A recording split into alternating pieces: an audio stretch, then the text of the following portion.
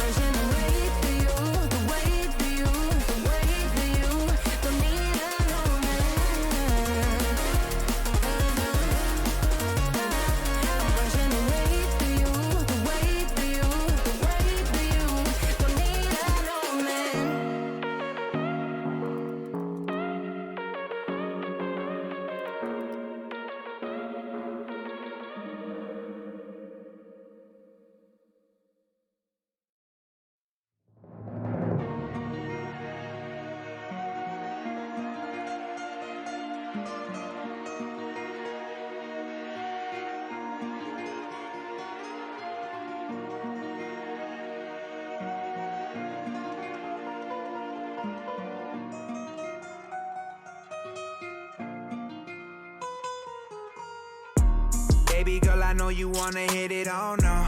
I'm a playboy like Sinatra. See the evil eye every time we pull up. Talking about the fakes, but that's not us. You know you can call me Dundada. Baby, we gon' pull up to the opera. Baby girl, I know you wanna hit it, oh no. I'm a playboy like Sinatra. Who that hopping at the Beamer? It's a party when I see ya. Fell in love with my demeanor. Hello everyone and welcome back to the Vespertine Vantage Cup. Today we start with our semi-finals, first of the two semi-finals, and today's matches will consist of semi-finals between Weekend Warriors and Massive MT1. So Weekend Warriors being the first seed in their group and Massive being the second seed in their group. What that means tonight is that Weekend Warriors will get side selection for Game 1, and I believe they've selected blue side, but I'll confirm that for you guys. So blue side selection for Weekend Warriors, red side Game 1 for Massive, and then since it's a best of 3, the loser will get side selection. With that out of the way, I do want to introduce our second caster tonight, who is Skull over here beside me. This is his first broadcast on our channel here, but he does have a little bit of experience, and we're going to get through this together. So welcome our play-by-play caster over here, Skull. And if you want to introduce yourself a little bit. Yeah, hey guys. Yeah, as Draz said, I'm Skull. I'm filling in for Fuzz tonight. Yeah, used to call him by his real name. Sorry, but yeah. So I'm excited to be here and I'm looking forward to it. Awesome. So getting into Game 1 tonight, and I know you haven't seen too many of the games that have happened on stream, but of course we have Weekend Warriors, like I said, being seed 1. That doesn't necessarily mean that they're the favorites, though. Both teams have had an absolutely amazing showing. Both teams are very competitive. So maybe we won't talk too much about who we expect to win, because I want it to be a close game. But what I do want to ask you is, do you think we will see a Wukong? And do you think we will see a Belveth? She is re-enabled for this match. Yeah, Wukong has nearly been a pick ban for most games, from what I've been told, because from you and Fuzz. But it'll be interesting to see Belveth, because she's an interesting champion. She's got an interesting play style. She's similar to a Yi in the sense of the autos and everything, but she's more objective heavy. She wants to get those heralds to get that kind of make her ult basically exist. So and give her those boosts to her Q and everything. So we could see it come out if one of the teams has been practicing it, and I'd be excited to see it played at a high level. But yeah, it'd be interesting. Or it might be too big of a risk. It's a new champ. The amount of times that you go into rank and solo queue and see someone try out the new champ and they just run it the hell down, you cry. It'd be interesting. Most definitely. I will say I've had a couple of games on her. I do find her quite fun. I find her quite useful. Like you said, in a sense, kind of provides similar aspects in a sense to a Yi, but much more usable in a kind of team play environment. I'd like to think has have some CC. Yeah, it does have a form of CC. Does have kind of that life steal as well, which of course he does have with autos. But just being able to activate that ability, and also a little bit more AOE as well. So provides a bit more like to a fight, whereas you just kind of single-mindedly running it down. She has the potential with her Q to move around the fight a bit easier, potentially not get focused as quickly, because you see a Yi running at you with his ult, it's just a straight line. At least with Belveth, you can kind of, she has the ability to move like in a different direction quite easily just with the press of a Q. Yeah, make a few more plays, make it a little bit more flashy, maybe make a nice little juke there. Be interesting to see if we see her, or if she'll be banned. So there is obviously the possibility that she gets banned all 3 games.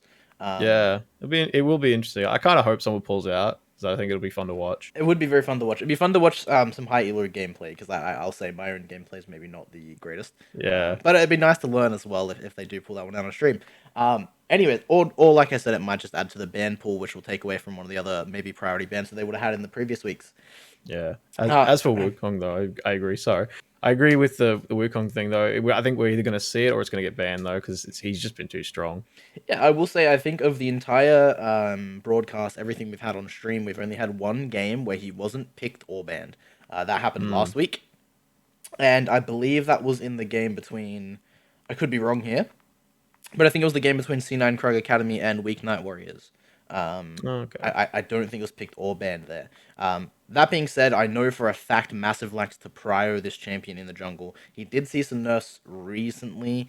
He's still quite a Yeah. strong champion. With that being said, though, I think the teams are getting ready now.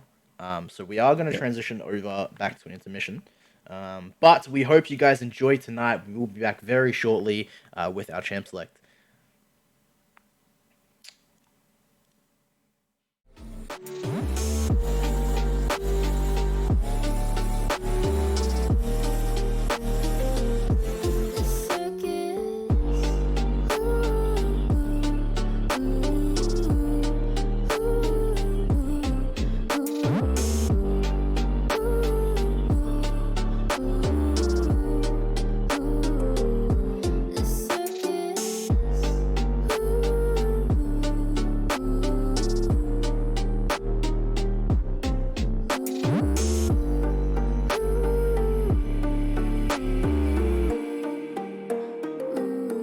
The circus.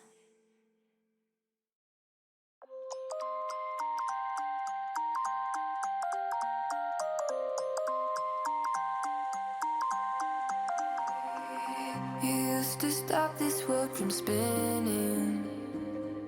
Like Superman, you were the only one to find the strength in all that I was dealing with. This life like kryptonite. And if you keep me close, every minute in this hourglass, you hold. Oh. Okay, and we're starting with champ select. That one didn't take very long, but we always love that. Right on schedule. Instantly a Xin Zhao ban coming out. Now, we talked about, obviously, the two other junglers. Interesting to see Xin Zhao's the prio ban. Maybe they don't want to waste the ban on one of the other prios and see if that gets brought out. Yeah, I'm surprised to see it though. I haven't seen many Xin Zhao bans like at all anywhere, to be honest. So Yeah, he's making his rounds, I think, again recently. I'm not Yeah. too sure exactly what the reason is, but yeah, I've seen Xin Zhao picked up a little bit and been a little bit only in the last week or so, and then a little bit. So that one's pretty standard. Yeah. Yeah. Same with Ari. I think Ari's another champ that's been banned a lot throughout this tournament just because she is hard to deal with. Good roams and Yeah. things like that. So good roam, good mobility, great kit for like initiating a fight. yeah, most definitely. Yeah. all the Everything standards. else, yeah, standard around the board. So Yeah, and there's a Gwen ban as well. Someone definitely doesn't like that in top. It's always a pain in the butt. most definitely. Thinking about their final ban here. So again, I am expecting Velvet or Wukong. There we go. There's the woo. So that was expected. Taking that away from Mind Goblin, we know he loves that champion. He's been able to play it, I think, 2 or 3 times now, and he has been an absolute menace on that champion. Yeah. so Now the real question is, will the last ban be the Belveth? Because then it opens up to see the picking it here as Viego. Okay, so definitely no Belveth ban. Weekend Warriors maybe will pro this week. Otherwise, no. So Senna, it could be another fasting Senna bot lane. But I'm honestly expecting Massive to pick up the Belveth here. Yeah, I hope so. It'll be interesting to see. It'll be even more interesting if no one picks it. Yeah. It means that no one's scared of it, no one's worried about it. But I think her win rate, I know in solo queue's been picking up. I think it's near 50% or has gone over it now. I think she's gotten nerfs. I don't know if it was hotfix nerfs or if it's coming in the next patch. I think it's coming in the next patch because from what I've glanced at the patch notes recently, because yeah, nothing's really been done to her. I think might be reducing that healing. I know I saw you play her the other night and you used your E, and I just watched your health bar go from like 2% to like nearly 100, and I was like, yeah, huh? on 1 minion, mind you. On 1 minion. It wasn't even a cannon, it was a bloody caster. Okay, Which is and bad. Volibear, no, transition to Yumi. So not a champ we see very often in pro play at all. And Yeah. not in these tournaments either. But an interesting Oh, one. what? No. Now Swain is a very strong champion. Senna's a very strong champion. The Yumi so far thrown me off just a little bit. I'm gonna say the Yeah. last time I seen a Yumi in any level of high play was when T1 picked it, I think. Didn't go very well. No.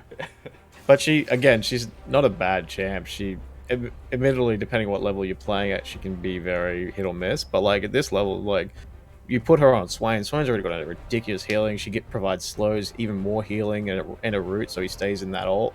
Yeah. Could be very scary on him. It could be definitely the Swain, like we said, quite a strong pick all around. I'm expecting this to be Senna Galio bot lane, by the way. So that's my expectation here. The last pick, switching to a Karthus. I'm glad it wasn't a Teemo. Yeah, just a bit of trolling there by Rin. But that's okay. Yeah, now with that, you reckon that'll be in the jungle? I know you were saying with the Galio center bot lane, but you reckon that might change it to a Karthus and center bot lane now? So that's an interesting question. We have seen the Senna Galio come out. I can't recall exactly what team it was from. And there's a Jarvan pick, so it looks like neither team prioritizing the Belveth. So maybe our read was a little bit wrong. I know, I think it was Massive actually asked about the Belveth. So I was expecting either a ban or a pick coming out from Massive. But I guess it was for other reasons. Yeah. But yeah, as you were saying, as you were saying with that bot lane, I'm not sure. The Karthus could go jungle. He could go bot lane. They may be flexing. He's got a bit of flex. Yep. Yeah, no, but there's a Zed ban as well, not coming out. The Zed is surprising to me. Not something that I would have expected them to ban. They have a reasonably tanky comp so far as well, but maybe they're trying to secure that for their carries. Yeah. Yeah, it could be. It might be trying to looking to pick some immobile ADC and not wanting to have it like just get assassinated instantly every fight. Yeah, we do know Jinx is quite a priority in some of these games, so. Yeah, no, of course. But it'll be interesting because I'm wondering where Swain will be as well. If they'll play that in the bot lane or it'll be mid lane or top. Because again, he can flex in so many roles. He can also be support, but obviously with Yumi, that's off the table. We'd hope so. Yeah, he should top. definitely not be a Swain support, but he realistically could be played anywhere. That champion's interesting as well. Yeah, another champion like Karthus just is good anywhere. Oh, and the Ornn ban. Yeah, so Ornn's pretty standard. That means they're expecting the Swain to not be top, I would imagine. So we may see. We could see a Swain mid. Yeah, I'm interested to see what they pick. I want to.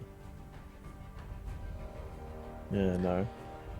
Alright, transitioning into the last pick phase here. Belveth's still on the table if that Karthus wasn't to be played jungle, but I'm imagining it is.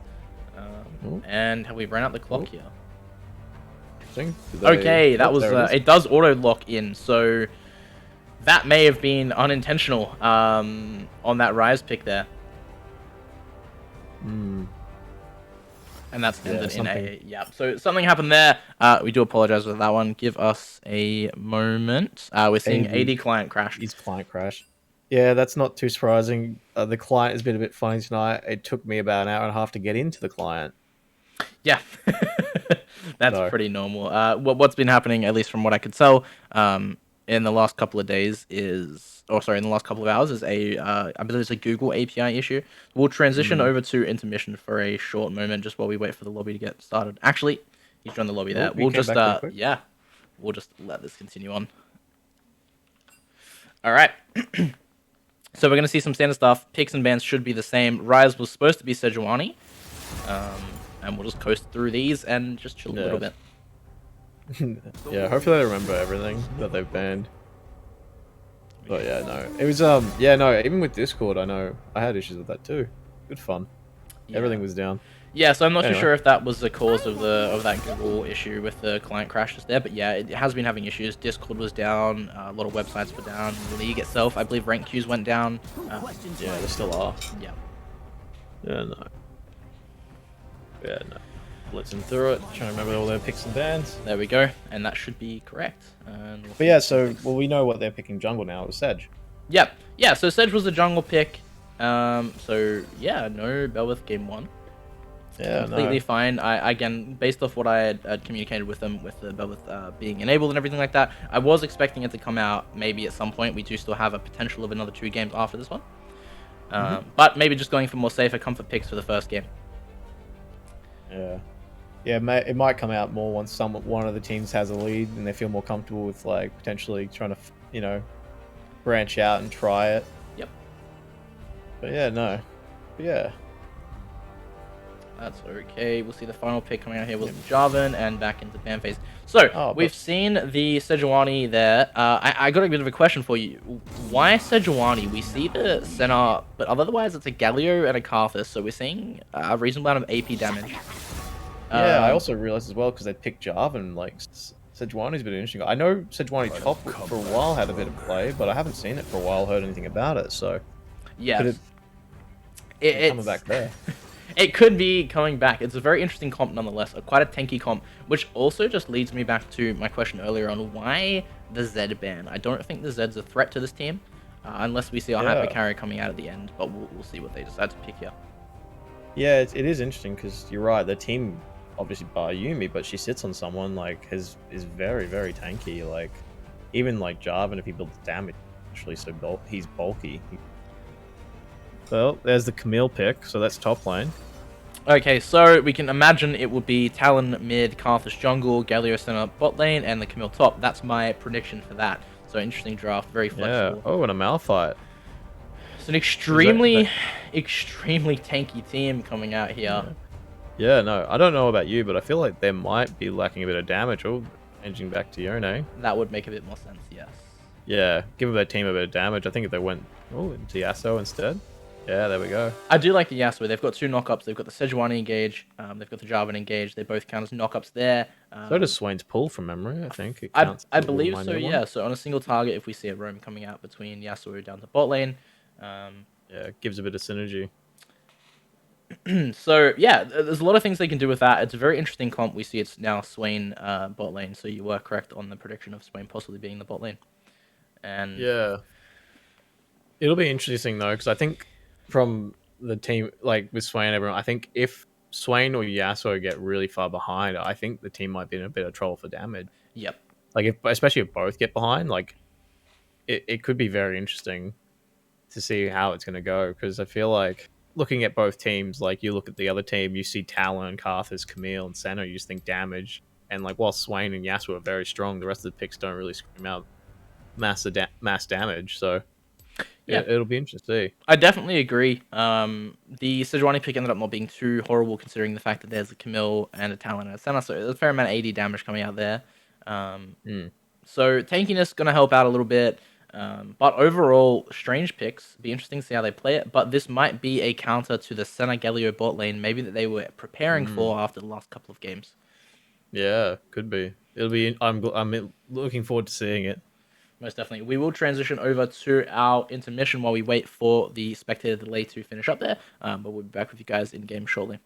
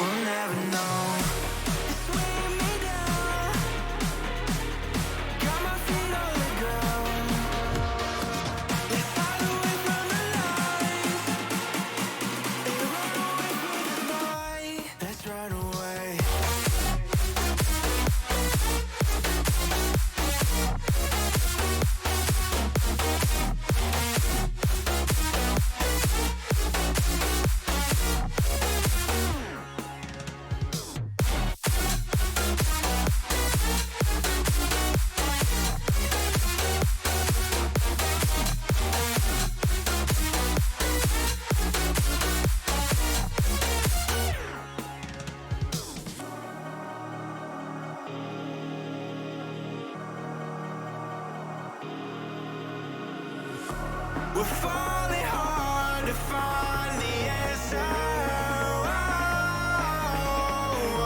Will this life we live be all that matters? The life of dreams is moving faster, and no one knows the constant fear of what comes after.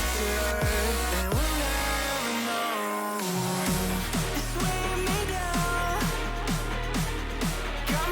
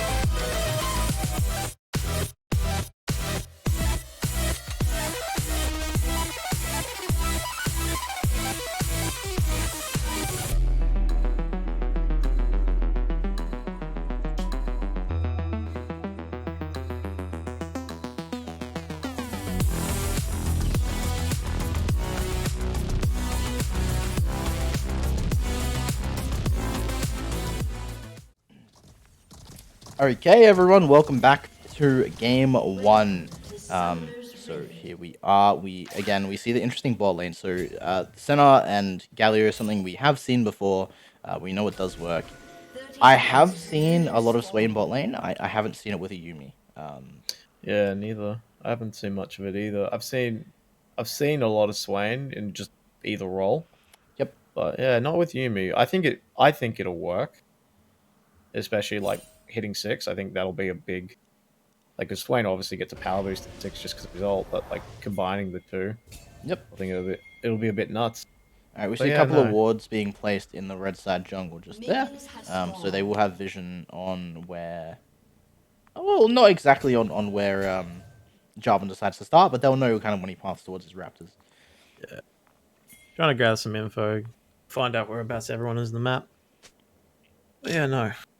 We were saying in the break though. I'm a bit curious about the Yasuo pick. It feels it's not to me. It doesn't feel like a bad pick, but it just feels a bit interesting. Feels like I don't know, not coin flippy, but just might potentially not have enough damage.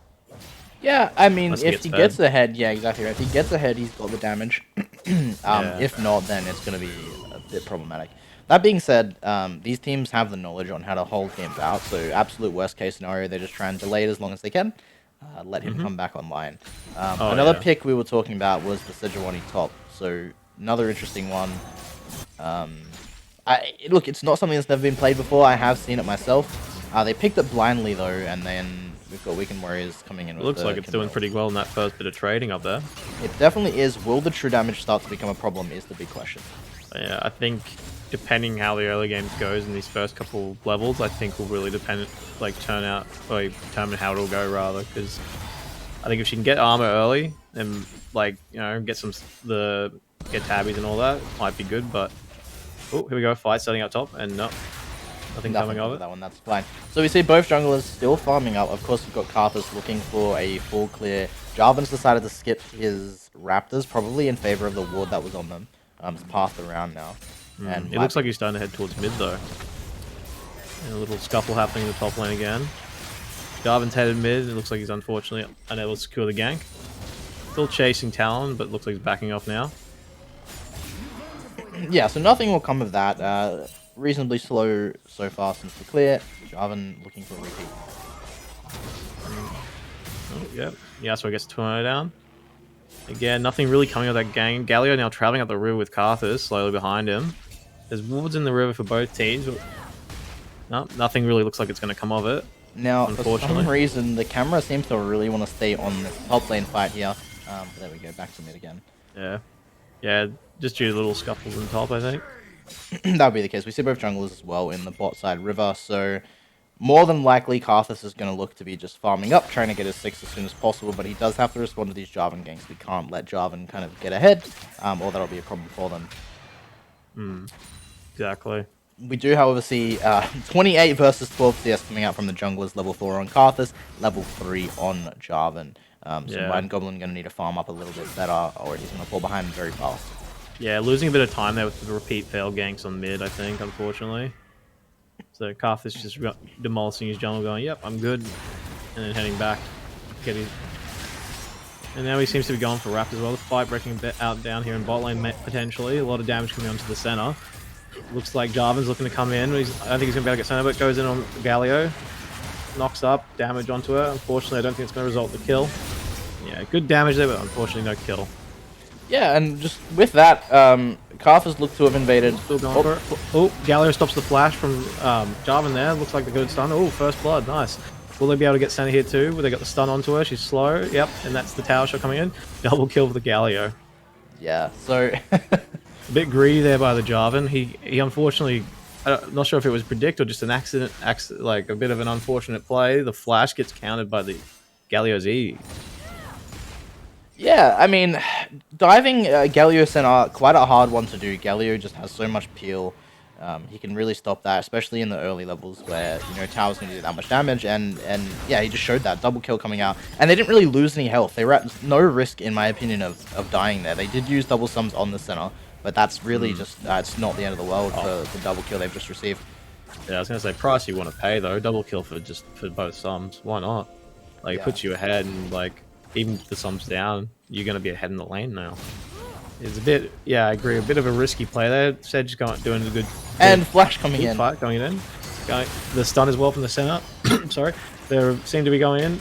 Swain's coming in trying to help. Poor Yumi's getting chased down. Jumps on the Swain. The fight might turn a bit now. Unfortunately, Swain's a bit out of mana here. Ignite coming out into the center though. If low mana, doesn't matter. He's going to get it. And will Yumi steal the kill here? Yeah, she will. But at least they secured a kill here. So, stun onto the Galio as well. Will they be able to get him here? I don't believe they will. They might go on the tower. Oh, and Yumi gets the double kill. Support's coming out for the kills. I know Galio's technically farming, but and here comes Karthus for a gank. Gets the slow onto Swain. Yumi jumps back on the hill. I don't think he's going to be able to get out here, unfortunately. The damage coming out. Flash coming out. And there's the first kill, and he's going to get a double kill here. Wow, lots of action in the bot lane. We haven't had our eyes off the bot lane for the last 2-3 minutes now. 2 kills onto Nox, and he is level 6 at 6 minutes 20. Huge problem for the side of Massive. They're going to be struggling against that one. They're also going to be dealing with a third Galio, who I think is a little bit scarier than a third Yumi. Oh, yeah. Yeah, a little scuffle happening here in the mid lane. Yeah, it's quite impressive. I thought, oh no, they might be a bit behind now, and like I think Swain level got the mana back. But here we go, another fight. Talon jumping in on the Jarvan there, getting the kill on the Karthus. And Talon jumping across again. I think unfortunately Swain might go down here. If Karthus can let a few more Qs. Here comes Yasuo coming in. Q on the Karthus. Talon still jumping on the Swain. And I think he's going to get out now. Talon jumping away. Ooh, we see the fight continuing. Gets the Tornado and ult onto the Talon. Talon flashes out and gets out safe. And unfortunately, Swain goes down again. Very, very violent match to begin with here. Yeah, so something I want to point out now is the fact that Mind Goblin is level 4 on Jarvan against Nox's level 7 on this Karthus. Ulti online for Karthus, nearly triple the CS, or just a little bit over double the CS of this Jarvan. This Jarvan is completely out of the game. This jungle belongs to Weekend Warriors. This map is theirs. This game is theirs for the taking if they continue with this. Yeah, no, the poor Jarvan's going to have a really rough time now. Like, 2 deaths and this is up 3-0 and 1. Yeah, that's the last thing you want to see on Karthus early, man. Like, it's just it's just one of those things that will snowball further and further. Just like that, they get the dragon now as well. They can't contest it, unfortunately. There's really nothing that Massive can do at the moment. Like we said, if they fall behind, they've just got to hope to scale up. So they've got to try and slow down the pace of this game. However, they've fallen so far behind that, as we can see right now, we've just got Weekend Warriors just looking in their jungle, just trying to take everything away from them. Yeah, it's a bit sad because even if they scale up, they got like the Yasuo will get stronger, so will Swain. But you got to think about the fact that Karthus will be just as strong, if not stronger, with the earlier, and they got scaling center. So like, they got to hope for them. They got to hope for them to make some mistakes here as well. Yeah, and based off the way that this game has gone so far, it doesn't look like they're going to make enough mistakes. They might make one here or there, but it's just massive threats already for Weekend Warriors here. Yeah. Oh, a little bit of a poke game going on bot lane. Oh, Yumi unfortunately jumps on, brings it back to Swain. Yeah, this bot lane has been very, very... Oh, here we go, fight starting mid. Yasuo jumping in, getting the ult onto the Talon. He'll be able to jump the wall now and confirm kill there. Nice work.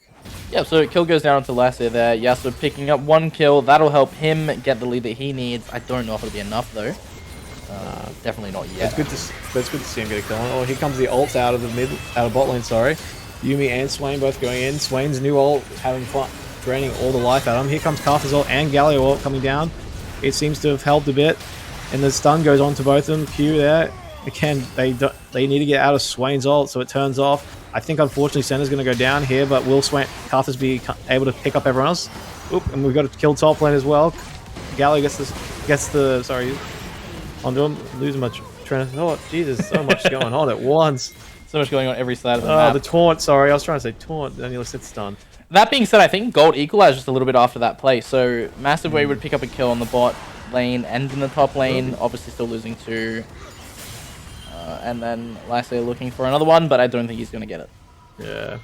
Started looking towards it, but I think he thought better of it. Unfortunately, Galio, just all he has to do is E him and it knocks him up, and it'll be the beginning of the end for damage. Like, Karthus is so far ahead, and his damage is monstrous at the moment.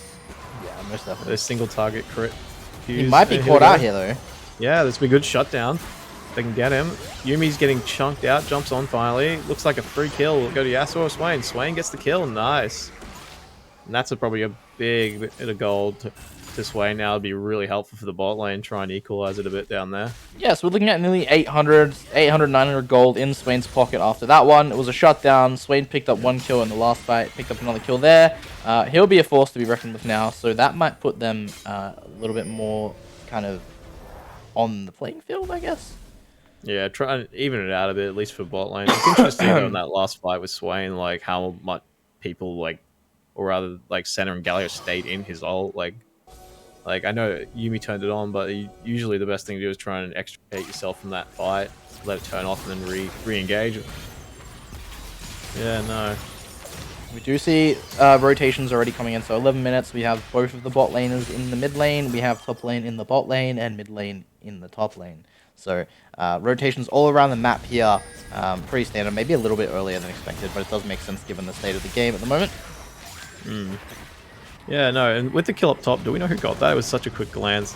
Was it Jarvan who got the kill up top? I believe it was Jarvan. Oh, Jarvan coming in, getting the knock-up and the Yasuo onto it as well. Taunt coming onto Yasuo, he's going to get Karthus before he gets collected. Unfortunately, both Jarvan and Yasuo go down there. A lot of damage came out from that Karthus. He got down to top here. And it's the scary part about Karthus, you get him down. Oh, another fight breaking out. Swain ult coming out, Senna's down. Good pick up there. Yeah, so as we were saying, this is a very scary thing about Karthus. They nearly one-shot him. They didn't maybe pick him up as fast as they wanted to. If they killed him earlier, it would have been a little bit better. But, you know, despite the fact that Karthus didn't die there instantly, the amount of damage he put down, he still would have put that down in his passive. So his death form, he still got off a ton of damage while in that fight. I think that's what collected someone in the back, or Leandre's or one of his death queues got it. But Sejuani going in on the Talon here, getting a passive off here. Good damage coming off from her. Talon not really able to do much back to her, but getting a bit of poke back. The Sejuani top, we haven't seen much of it, but it looks like it's been doing pretty well. She hasn't died once and has done relatively well to keep up with CS. Oh, another fight starting in the river. Jarvan collecting the scuttle. Yeah, so most likely a fight battle breakout for this dragon. It is a mountain dragon, so quite a high priority, especially for Massive, who has quite a tanky team comp. Yeah, they'll want to get this here. And Camille's looking to come up, maybe by exit. Oh, another fight potentially breaking out mid. No, just... And there's the dragon, they got it. Yeah, so Massive's going to grab that dragon. It's going to definitely help them out a little bit. Gold's come closer to equalizing. There's only 1.2k, 1.1k difference now. That being said, the Karthus is still a huge problem. So, you know, you can shut him down, but it's not going to help you when he can still do damage. And in a big team fight, that's going to be scary. Oh, yeah, and looks like Karthus might... Oh, no, he's gone now. It looked like he was going to get picked on the map. A bit of poke going on the mid lane. Still... It'll be interesting to see if anyone tries to go for Herald now. Looks like Karthus might be going for it.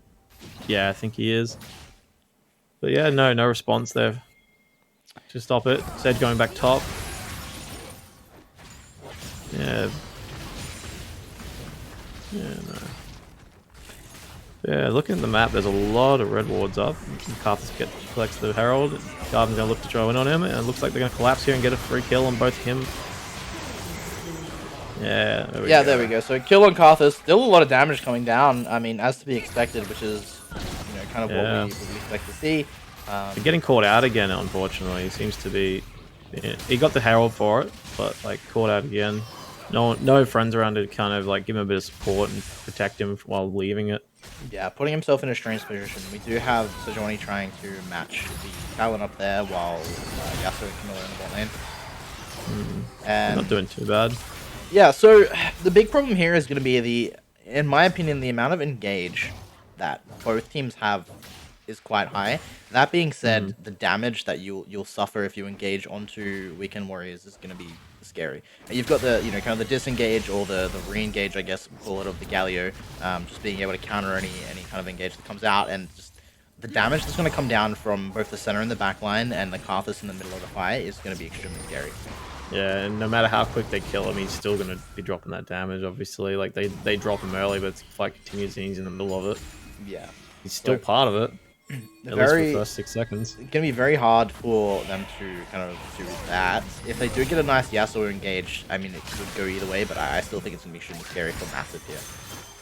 Agreed. I think they're mostly going to continue to look for picks as they have done, particularly on the Karthus if he keeps putting himself in a bad position. Yeah. I think Karthus might have gotten a little bit greedy, unfortunately, with such a lead. But again, he's Karthus. He's strong. Yeah, coming in with the wall there. Nothing really coming of it, unfortunately. Now, Yeah. a couple of things to look at. So we'll just have a look at the tab list here. We can... Oh, and we've actually we got a got a pause. What pause. a perfect time for that one. So we can see here that jungle CS is quite large. So we're looking at a 50 plus CS, 55 CS advantage for Karthus. So he is still extremely far ahead. Levels have equalized a little bit, so only level 10 versus level 11, which isn't too much compared to the 4 to 7 we had earlier, I think. Yeah. Everyone else on the map doing kind of what they're expected to be doing. CS in bot lane, pretty even. CS in mid lane. Yasuo's behind us a little bit, but he's got the kills to make up for it. It's seriously just that jungle matchup that is creating this gold deficit here. Yeah, no, the kills and the farm deficit, what's creating, like, what is that, nearly a 1.5k difference, but it's not a huge difference, but it's enough on Karthus to kind of matter at the moment. But if he keeps getting caught out the way it is, it might not matter as much. Now, we do have, just had a quick glance over the chat while we're in the pause. Can we get a Center Souls check from casters? I'm happy to do that for you as soon as the game continues. I have no way of checking it at the moment during the pause, unfortunately. But we can have a look at that very shortly, just as the game continues on. Now, one thing I will mention, and I've mentioned it before on broadcast, when there's a pause, it does cause a couple of problems with the spectate feature. So we will have a couple of stutters, a couple of freezes. So as soon as this pause comes out, actually what we'll do now, we're going to jump into an intermission. We'll be back in about a minute or two so we can let the game kind of buffer and stop those freezes from happening. We'll be back with the Center Souls check and we'll be back with the game shortly. Thank you guys for waiting. Once before, so many words unspoken. You took my heart, it's already broken. You don't have to wait. I can take the pain. I will surrender. Let me go on a new adventure.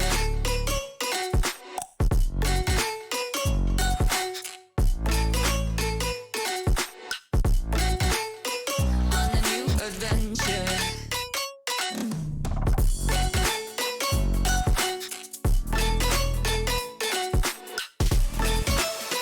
On a new adventure.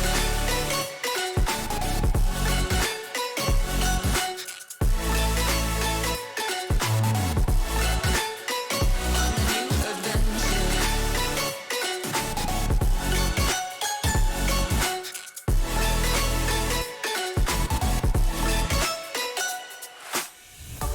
Let me go, it's my time. Watch me build another life. Find another space. Explore the world and find my place. Hope you find some peace of mind. Hope the night was worth your time. Threw my heart away. We won't see another day. We both know the score. We've been here once before. So many words unspoken. You took my heart, it's already broken. You don't have to. Okay, everyone, thanks for your patience and welcome back to the game. The pause has completed up there. We gave it a small amount of time to buffer, so hopefully we won't see any stuttering, but if we do, I apologize. Now, on the Center Souls check, she currently has, or had 62. That could have been 63 just there, so she's sitting at about 60, a little bit higher than that. Yeah, mid 60. And as for the reason for the pause there, just the mid laner, unfortunately, one of the mid lanes unfortunately DC'd. I will have to fix the scoreboard because we do have problems with that after a pause as well, which I just Oop, noticed. fight breaking out bot lane. Camille's going on the Yasuo. And there's the ult, trying. Looks like they're going to get him here. He's running around, flash there, ultimate back onto it, might get the Karthus here. Trading 1-for-1, that's not a bad trade. And fight breaking out top lane. Talon is getting, no other way to say it, he's losing to the Sejuani, unfortunately. The Knight comes out there as well, unfortunately nothing comes of it. Jarvan is now going to chase down the Camille here, looking for a kill. The Cataclysm comes out, and I think Camille might be out here, unless he can get another flag and drag. Nope, Sejuani's still looking for Talon. unfortunately not coming out. Swain and Yumi trying to chase down Talon. Ult coming out from Yumi and the stun. He picks up the kill there. Perfect. So a lot of action happening as we resume there. Gold's equalized now. Only 200 gold difference between the two teams. Massive able to claw it back just a little bit after that pause. And they're going to look to grab the top tower here, which will probably put them in the lead. There we go. So for the first time this game, they have the gold advantage. Yeah, I think it's also they're even in kill as well. Like since that's the first time all game, obviously. With obviously they were behind for a while, and now they're even. Yeah, Dragon coming up in about 30-ish seconds here. It will be. Actually, I'm not too sure on what Dragon. We'll see that shortly. I think it's Cloud Drake. I do believe it's Cloud. I think you're correct. Yeah. Most popular dragon I've seen in any of my games. So yeah, it's I've seen it around a lot as well, and not my favorite dragon, probably my least favorite to be honest. Agreed. It's probably the most boring as well. It looks like there might be coming out into the Yasuo and gets the root here. Nothing really coming out. The tower goes down to Shelly there. Looks like they're trying to stop it from hitting the next one. And they do. They managed to catch up to her in time. Yeah. Meanwhile, like Weekend Warriors stalking the dragon. Yeah. This could be a 5v5 breaking out here. Yep. Oh, and Karthus managed to get the dragon. Big fight coming out. It looks like Yasuo comes out. Swain all coming in. They shut down the Swain for a mass amount. Galio coming out. And the defense is up. Will they be able to clean up here? Looks like Jarvan flag drags in. Oh, there's the Yasuo ult. Amazing tornado knock up there. And Karthus is going to clean up everyone else, unfortunately, though. Yeah, a very big fight breaking out there. A very nice ulti coming out from the Yasuo, but it just wasn't enough. He got shut down almost instantly after. Everyone just right on top of Karthus there as well, so a lot of damage coming down. Karthus ends that 757. He'll take the death for the amount of damage he put out. The 3 for... I believe it was a 3 for 5, but Swain is up, so maybe I'm wrong on that one. No, Swain got shut down at the beginning of the fight. Yeah, so it was a 3 for 5 then all round, so Weekend Warriors taking that one. They'll take the Dragon too, and they'll look to continue making fights like that, and that's typically how every 5v5 is probably going to go from this point onwards. Yeah. It's an unfortunate shame they shut Swain and Karthus going down quite earlier in the fight there. But as we talked about earlier, Karthus going down doesn't matter if they fight within his passive and his W. Like, unfortunately there he got the ult off too. Yasuo got an amazing, like, I think 2 or 3 man knock up there. And with the ult, and unfortunately, like, after he lands, he instantly died. So, a bit unfortunate. They have to try and pick Karthus out early, or try and kill him and back out from the fight and then re-engage. They can't keep fighting into Karthus. Death passive. There's almost no chance they win a 5v5 with Karthus in that situation. So yeah, you're right. They're either going to have to look for picks onto Karthus or just look for picks on others while Karthus... Ooh, Swain's got ulti coming in with the Q as well. Looks like Yumi ult as well. Pulled back with the Swainy. Picking up the kill in the center. Will Galio be able to come out there? I don't think so. Swain now chasing after the Karthus there. I think he's going to ultimate from Yasuo as well. Jarvan trying to go in on the Camille on the backline. They pick up Swain. Oop, and there's Yumi down as well. Camille going in on the Yas. Looks like Yas and Jarvan might be able to save him here. Tornado on the Talon there. Looks like he's going to get out. Very, very messy fight. And there's Yasuo collecting up them. Picks up Talon as well. Will he be able to get Camille? Camille will be able to pick up both Sedge and Yasuo here. She might be able to jump in on one. Oh, got the wards out. And I don't think she's going to go for it. I think it's too risky, but she's healing up enough that she might be able to do it. She can definitely get Sedge here. Sedge dodges with the Q. Center ult comes in, gives shield and does damage to Sedge, and killing her. Yasuo very, very low here. Misses the tornado. Will she keep chasing? And I think she's going to leave now. And there's the Karthus ulti. Yeah, unfortunately. So that was definitely what was planned for Weekend Warriors there. Delay the fight, do as much damage as you can. The Sedge ulti, the center ulti coming out, and then the Karthus ulti picking him up. So more gold onto Karthus, which just gives Weekend Warriors even more of a chance of fulfilling their win con, which is for this 5v5 with Karthus. Yeah. And Weekend Warriors confidently looking to start this Baron now. Yeah, Karthus has used his ult very effectively this game. Like, he's picked up a lot of kills in the last 2 team fights. Yeah, but here we go with the Baron. Will we be able to see a steal here? Talon going in on the Swain there, getting a decent amount of damage. Yumi instantly picks up. Camille goes in as well. Looks like the fight might be turning here. Swain is taking a fair bit of damage. And then we see Jarvan going in as well. Galio jumping on top of him. Jarvan goes down. That's going to guarantee the Baron after this fight if they have it healthy enough. But it looks like it might be turning again. Sedge misses her ult there, unfortunately. and the slowdown, and looks like the fight is now going to fizzle out. Sedge is still looking for a fight here on weekend, but Camille jumps out. They might be able to pressure.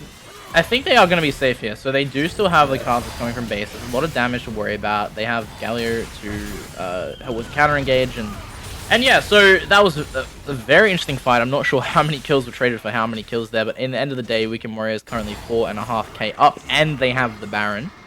Yeah, I think it went 1-for-1, honestly.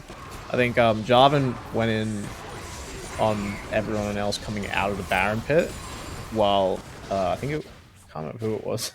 I missed who it was, but they collected someone in the back there as well. They went 1-for-1.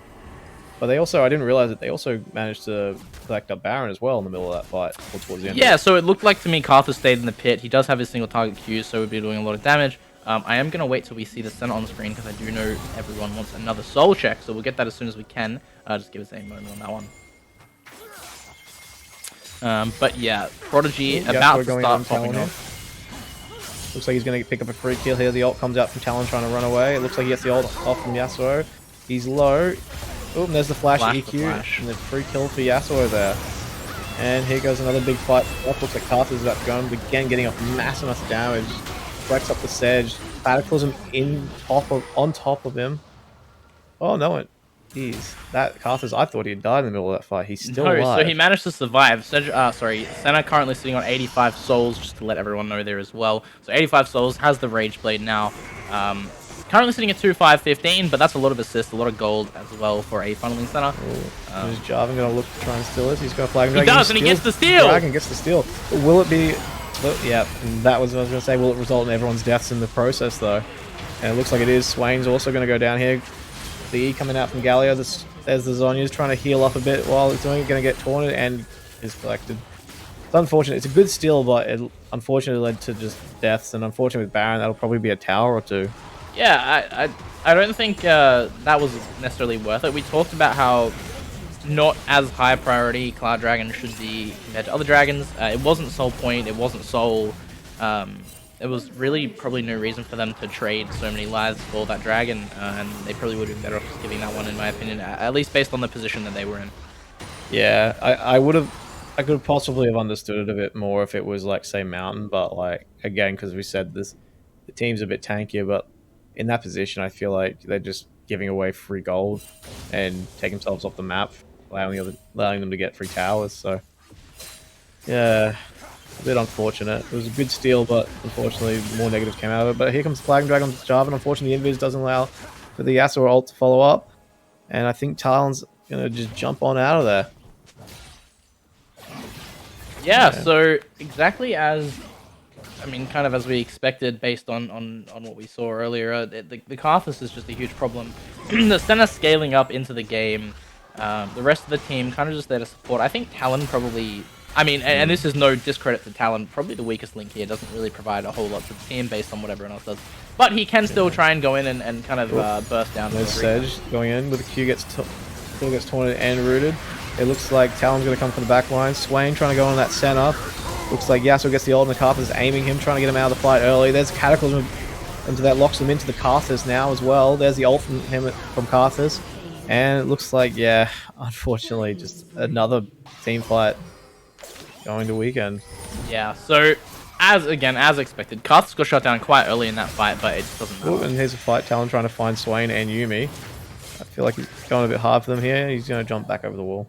But he stops him from backing, it's good. Yeah, he has he's going to jump back in. Yeah, again, I don't think he's going for kill. I think he's just trying to stop them from backing, let his team get some towers and potentially even get the game. But it does look to be the case. He has so far stopped them for the most part, but there's the back coming out now. So Yumi just kind of zoning him off while Swain gets the back, and then she just jumps him up. Swain landing his W. Unfortunately, it was on the Camille, who just jumps right out of there with her E. Yeah, so again, we mentioned the Carthus, and I just want to keep coming back to this pick because Nox has had an amazing display on this champion, and he's played very well throughout this whole tournament. But I don't think he's had a game like this one where we can honestly just look at it and go, like, how insane is this champion and this player on this champion this game? And the Carthus is it's a massive problem. They tried to jump on him, they tried to one shot him, it didn't matter. What I will say, Mind Goblin maybe making a couple of very crucial mistakes. I've noticed the Cataclysm's coming down and a lot of the time staying there, which is just leaving a lot of his time, a lot of his team in the middle of his ulti on top of the Karthus. Yeah. That's also causing some problems. I don't think that would change the pace of the game or the way that these fights are playing out, but I do think he could cancel that ulti a little bit sooner. It's just not worth leaving anyone that's with him inside that. Yeah, ultimate fight breaking out here. Cataclysm onto the center, missing the flag and drag to begin with. Center ult's trying to save herself a bit from damage, but they pick her up here. They might be able to pick up Galio as well. Galio flashes away. Knockups there coming onto it. The passive from Sedge and then flag and drag. Swain ult coming out and nice. 2 free pickup kills there picked up.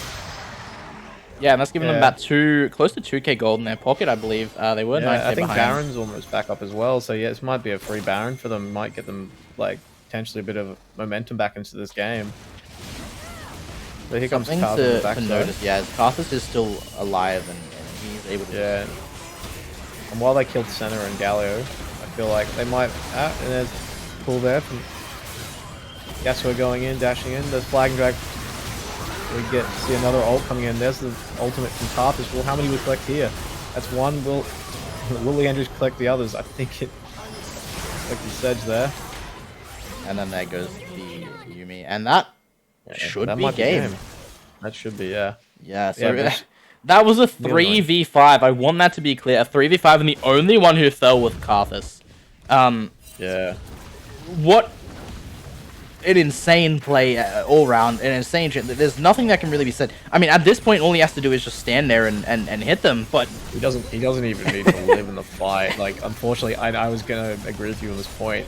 I think I've watched Jarvan, like, Cataclysm his own team in Karthus' death, like passive, or just by him when he's alive.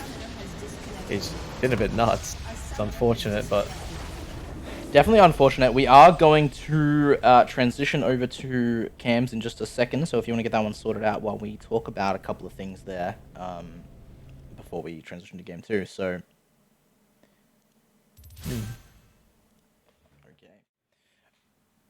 Okay, welcome to the caster desk after game 1.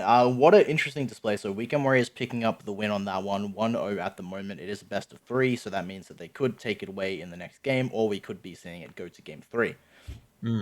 Based off that game, based off the picks, based off the way that they played the map, and the way that kind of mid helped impact early and the jungle kind of just took it away, I can only imagine we might see a Karthus ban come out. Yeah, I don't think there's any reason why not. Like, it just kind of... I think without the Karthus in that game could have gone very different, because Weekend Warriors were ahead, and then they lost their lead, but then were able to bring it back. I think without Karthus in that scenario, it might have been a bit harder to do that, and if the way they played it. Yeah, 100%, without a doubt. Very interesting game, nonetheless. I think Weekend Warriors, again, remember, this is the first time that they've matched up together. So they were both in opposite groups. First game between Massive and Weekend Warriors. Massive had a reasonably easy time in their bracket, only dropping a single game to Avalanche, who looked to be the favorites in that side of the bracket. But besides that, now going up against Weekend Warriors, quite a tough one. They've dropped this game as well. The big question is their confidence going to be low? That's my main question. Are they going to have lost confidence after that one, or are they going to come in, give it their all? Thing to remember is that this next game could be their final game for the semis. That being said, we do have a game to be played for 3rd and 4th place, so the loser of this will still go into that. So not their last game of the tournament, but this could be their last chance at getting that 1st place position. I will say this, though. I think they like, after that game, they might be a bit upset, but like, they've gotten this far in the tournament. Like, I reckon their confidence will still be high. Bit wavered, but I reckon it'll be good. Most definitely. So going into game 2, I want to see... I want to see kind of Weekend Warriors run it back in some kind of similar fashion, maybe a little bit cleaner if possible, but nonetheless, they knew what they needed to do and they got it executed. Coming from Massive, I want to see a little bit more focus potentially on Nox. If they're going to have the mid-jungle kind of roam into their jungle, really just cause a big problem, Weekend Warriors... Massive are going to have to really find a way around that one.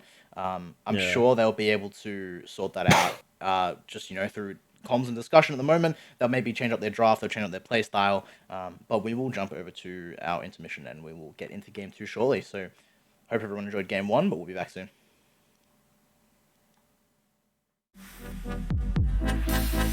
Sick and tired of believing that this pain will never end. Oh, I've had enough. I've had enough. Here we go again. You're my friend.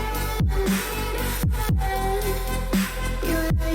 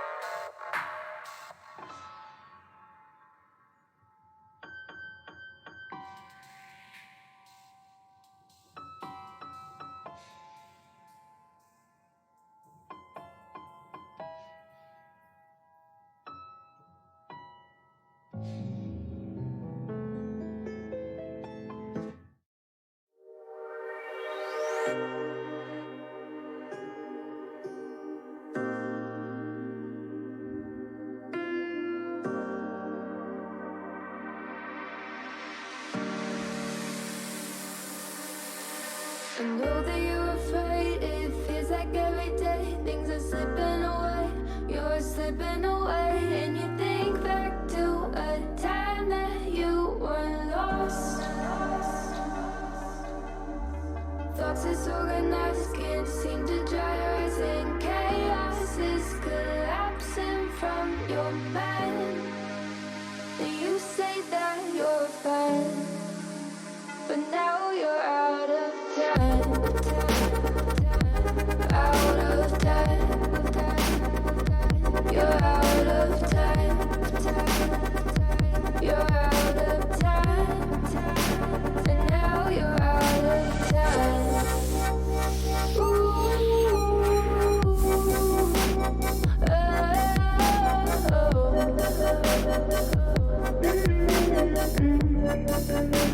And now you're out of time. Never measure up, you'll never be enough. People say tough love, you should just suck it up. And you think back to a time that you were lost. Thoughts disorganized, can't seem to dry your eyes, and chaos is collapsing from your mind. And you say that you're fine, but now you're out of time. Out of time. You're out of time. You're out of time. And now you're out of time.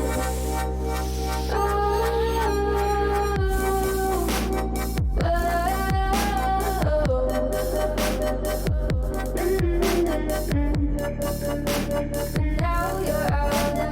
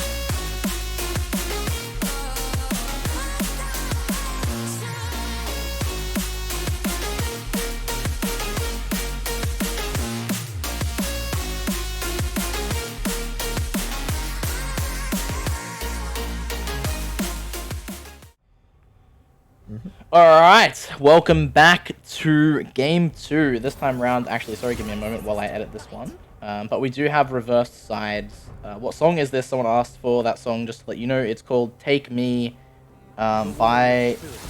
Actually, I'm not sure how to say the names there, but it is called Take Me. We can throw the name. We can throw it in chat in a moment. As we're in there's a Karthus ban again. Oh, sorry, the Gwen ban again, and then the Karthus ban. That's not too surprising after the last game. Alright. Massive, not a fan of that. Now, just to let everyone know, they have swapped sides, so loser gets to pick. Massive did decide to play blue side. So that's what's happening here. Bans pretty standard. We see the Ari ban still come out, but the Karthus ban Prio, as well as the Gwen ban there too, which makes perfect sense. Yeah, we were just saying before we jumped on that apparently that the Gwen ban was the jungle's pick. Which was a bit surprising, 'cause I haven't seen it for a while. Yeah, so Nox known, I believe, for the Gwen, so not something that we've seen too much, but something that could be quite threatening if you were to pull that one out. Now, interesting that they went ahead and banned the Swain. They must be a little bit afraid of it at least. From what Yeah, I think Swain and Yasuo were the big threats to that. And here's the monkey coming out. There's Wukong. Yeah, so not surprised. Yeah, Mind no Goblin's ban. favorite champion did get through the ban phase, so there we go. Yeah, he's probably looking for a bit of familiarity after that last game. Playing a champ he's very comfortable on, in a champ that's still very strong in the meta at the moment. Yeah, that's the center pick again. Yeah, so Senna coming out again. They're more than happy to play that. They haven't banned the Senna. They haven't banned the Galio, so it'll be interesting to see if we see a Galio. We might see a Tahm Kench. Could be... Realistically, it could be a multitude of things. The highest ADC win rate. Still can't believe that, but insane combo. It still makes me laugh. Just now, when Talia, not a champ that I don't know how I feel about her. Actually, I don't want to make too much of a comment here because I don't want to make a fool of myself.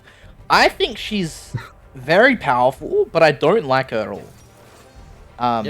She's interesting because I think because she got nerfed this patch, I know, but when the patch she got the little mini rework, she was everywhere. She felt so strong. She has lost a bit of power, I feel, from the nerfs, but she's still, I feel, a very good champ if you play her well. Yeah, most definitely. Talia's always kind of been that champ that if you know how to play her, the one tricks out there and the people who really just put time into her, she's always been a really strong champion. Same can be said for Azir, so another champ coming out that typically you don't see a lot, mostly because no one can play him. He's very technical, and you gotta know your spacings, and you gotta know when you can go in and what you can do with him. But looking at massive team comp, a very, very strong team fight at the moment. You've got the Nara ult with Wukong as well, and Azir. Well, this could be very interesting. And then Aatrox coming out. Now, Aatrox coming out for Okame Summer. Aatrox is a champ that I like to see myself. If it's played to a great level, then it can be an extremely scary champion. Insane in the 1v1 in the side lane, insane in the team fights, just blowing everyone up. Insane sustain, nothing can really stop that champ if it gets ahead. That's a ban that I'm not too surprised on. I know Kog'Maw got nerfed, but nonetheless, still a very scary champion. Oh yeah. And there's the Zed pick again. I guess that's not too surprising. They don't want a champion that can jump in on Azir very easily. And also, I think they banned him last game as well. There was a Zed ban last game. I believe it was also from Massive, So maybe something that they're scared of. I don't think it's something we've seen come out from Weekend Warriors, so I can't comment on that one too much, but it could be a pocket pick, a prio pick, maybe even a main. Might even just be one of those picks that mid laner hates to verse. Yeah. We know they happen sometimes. The Jhin ban is an interesting one again. So they've gone for 2 ADCs in second phase ban from Weekend Warriors here. The Kog'Maw I could understand, the Jhin... And there's the Galio ban. I'm not too surprised on that one. The Jhin ban, I guess, if it's a counter to Senna, not something that I've noticed too much. And there's Yasuo. A little bit surprising. But I guess that makes it that Talia is probably jungle. I don't know if the same strat will work with her being the ADC bot. I definitely think it is going to be a Talia. Actually, you know what? No, I'm going to hold my tongue there. Yeah, because one of those champions that again can be played anywhere. Yeah, it's becoming the norm in League. A lot of champs can flex into a lot of roles. But here it looks like they might be... Oh, no, Karma. But yeah, Twitch with either Soraka or Karma. Looks like they might be going Karma from hovering it. Yeah, it'd be interesting to see what they now pick over here on So yeah, weekend. Twitch Karma. I do just want to pull out a comment from the chat. They don't pick up the rat Renata. I'll eat my own head. That comes from the I believe. Correct me if I'm wrong here, but the owner of Massive. So your team has not picked up that Renata support. Maybe something that you need to speak to them about after this game. Oh, But and nonetheless, Heimerdinger. Karma's still a very strong support there. Yet again, interesting comps coming out. I'd say Massive's a little bit more standard comp. Yeah, agreed. I'm very interested to see how weekends will come together. Like it looks very strong, but also very. It's not mixed match is the right wording, but like, yeah, different. It's a bit interesting to look at. Like again, we'll probably see Heimerdinger taking all the CS like with Gallia did. Yeah. But yeah, no. I'm looking forward to seeing how it gets played out. Yeah, How so weekend's the gonna play lanes it. I want to focus. Well, I mean, look, the lane I want to focus on is mid lane. The lane I now want to focus on purely because of the situation is going to be bot lane. Yeah. We've seen this in a Tom. We've seen this in a Galio. We haven't seen this in a Heimerdinger, I don't think. No, I don't. I think I've ever seen it. So I'm very curious to see how it plays and see how it works. Like it'd be interesting. I think it'll be interesting to see as well because Heimer might just be able to stop that Twitch coming up early and trying to do those assassinate players. That's a His really good torrents, point. That could be part of the reason behind it. Again, not something I've seen too much or at all, really. So I can't give too much feedback on that or thoughts on that one. But once we get into the game, definitely something we'll look into. What I will say, these picks here very different from what we're used to. Last game, this game. I'm a big fan. I enjoy watching these games, Yeah. standard or not. But this just adds to it, and this is great. So exciting Yeah, game too. Definitely. I'm looking forward to the wombo combos coming out from Massive here. It'll be interesting. Awesome. Now, do you have any closing thoughts on this, or are we good to go into our intermission while we wait for this game to get started? Nah, I think we'll leave it there. I'm happy to continue on. So Awesome. Well, we will see you guys very shortly in game, but until then. I don't wanna hear you tonight. I don't wanna fight you. You don't wanna know if I feel alright. I don't wanna just forgive you. I just wanna be fine. I'll be waiting for a sign to light up. Yeah. And your heart is out of sight. I just wanna feel mine. Hey you, I'm gonna be the one for another one. Hey you, maybe then you'll know that I was never one. I don't wanna see you, I don't wanna fear you tonight. You don't wanna know me, you just wanna make sure you're right. I'm gonna be the one for another one. Maybe then you'll know that I was never one. I'm gonna be the one for another one. I don't wanna feel you tonight. Got me. Got me.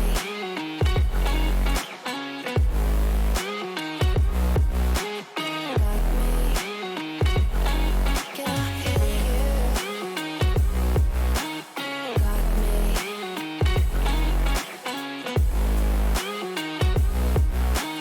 Got me. Can I hear you? I don't wanna call you. I don't wanna know what you think. I'm the one you go to whenever you feel like you're about to sink. I don't wanna just forget you, but I wanna be fine. I'll be waiting for a sign to light up. Yeah. And your heart is out of sight. I just wanna feel mine. Hey you, I could become the one for another one. Hey you, maybe then you'll know that I was never one. I'm gonna be the one for another one. Maybe then you'll know that I was never one. I'm gonna be the one for another one. I don't wanna fear you tonight. Got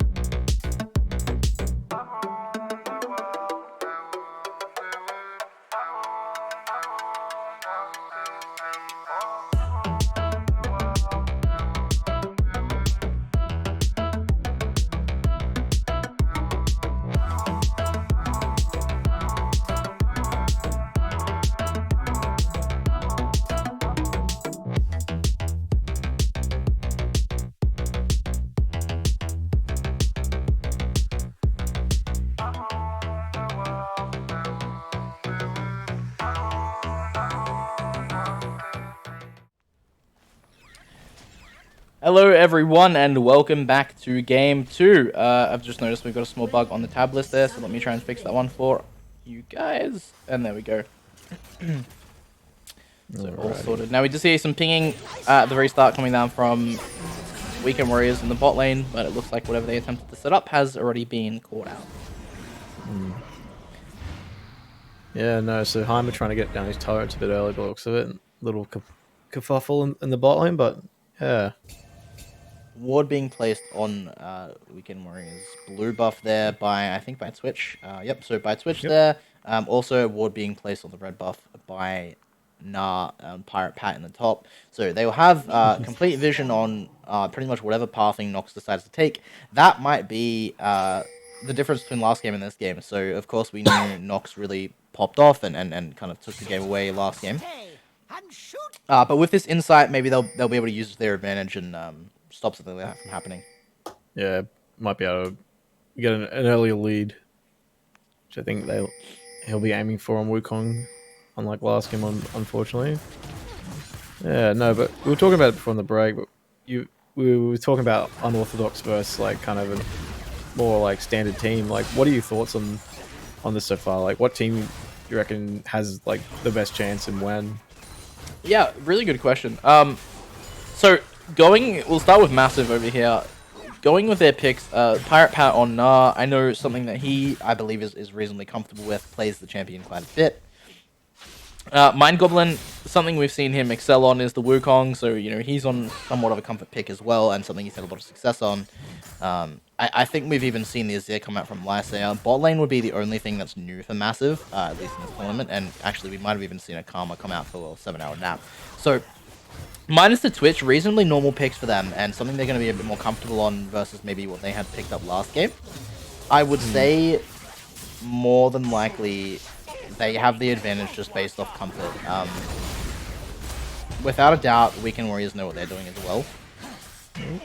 A little bit of a skirmish happening in the mid lane here. Tornado hitting it and backing off from Yas. I think he ends up losing that trade, unfortunately, though. Yeah, so back to what I was talking about there. So if Weekend Warriors can pull off this slightly more interesting comp, and if they can make it work, I think they win this game with no troubles whatsoever. But I think if the game goes kind of standard as you would expect, Massive have the comp advantage at the very least, yeah. Yeah, but with that, what do you think Weekend win condition is? Like, do they just need to get ahead and keep ahead and keep them behind, or is there like a certain thing you think that they need to pressure or do as their win con? Because like obviously with Massive, their win cons, like they want to have those 5v5s. They have a really effective team for it. So like, Yeah. what do you think for a Weekend here? Again, another good question. I think Weekend Warriors, they have the center, so we know that can scale. So if the rest of the map can really just get ahead, I think that their oppression is going to be really high. You've got, the Aatrox, who, if he gets ahead, we spoke about how disgusting of a champion he can be. Oh yeah. Same kind of thing happens with Yasuo, and if both of those champs are ahead, and I'm actually going to stop here because we might have a gank. Yeah, Talia looks like she's looking to gank bot, and no vision there, so coming in. Oh, and here comes the stun onto Senna. Gets the root off though. The knockback. I think they're going to collect Karma here. And yes, Heimer collects Karma, and there's the free soul for Senna. Good gank there by Nox there. Yeah, so another great gank coming out. Well played by Nox. We've seen what he was capable of last game. He's probably going to look to just mirror that again this game. Yeah. Yeah, no, unfortunately though, for the Wukong, it looks like there's no real lanes he can like gank at the moment, so I think he's just going to go for the Krugs here. Yeah, probably the best decision he can make. He's not going to get anything off top lane without really risking a death, which they don't want to do after already losing something in the bot lane. Yeah. Yeah, no, so sorry, what was you saying before then? So we know Senna will scale up. We've seen how strong she can be, especially when she hits the 80 to 100 souls. She gets the Rage Blade. She's scary. Realistically, Aatrox and Yasuo need to get a lead.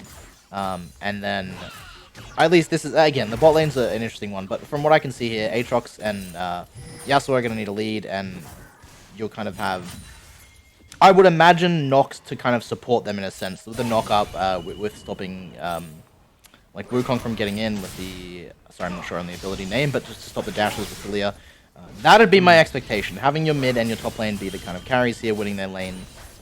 And then there's probably no chance Massive can bring this one in. But otherwise, I think if the game goes a little bit more standard, Massive has the comp to win this game. No.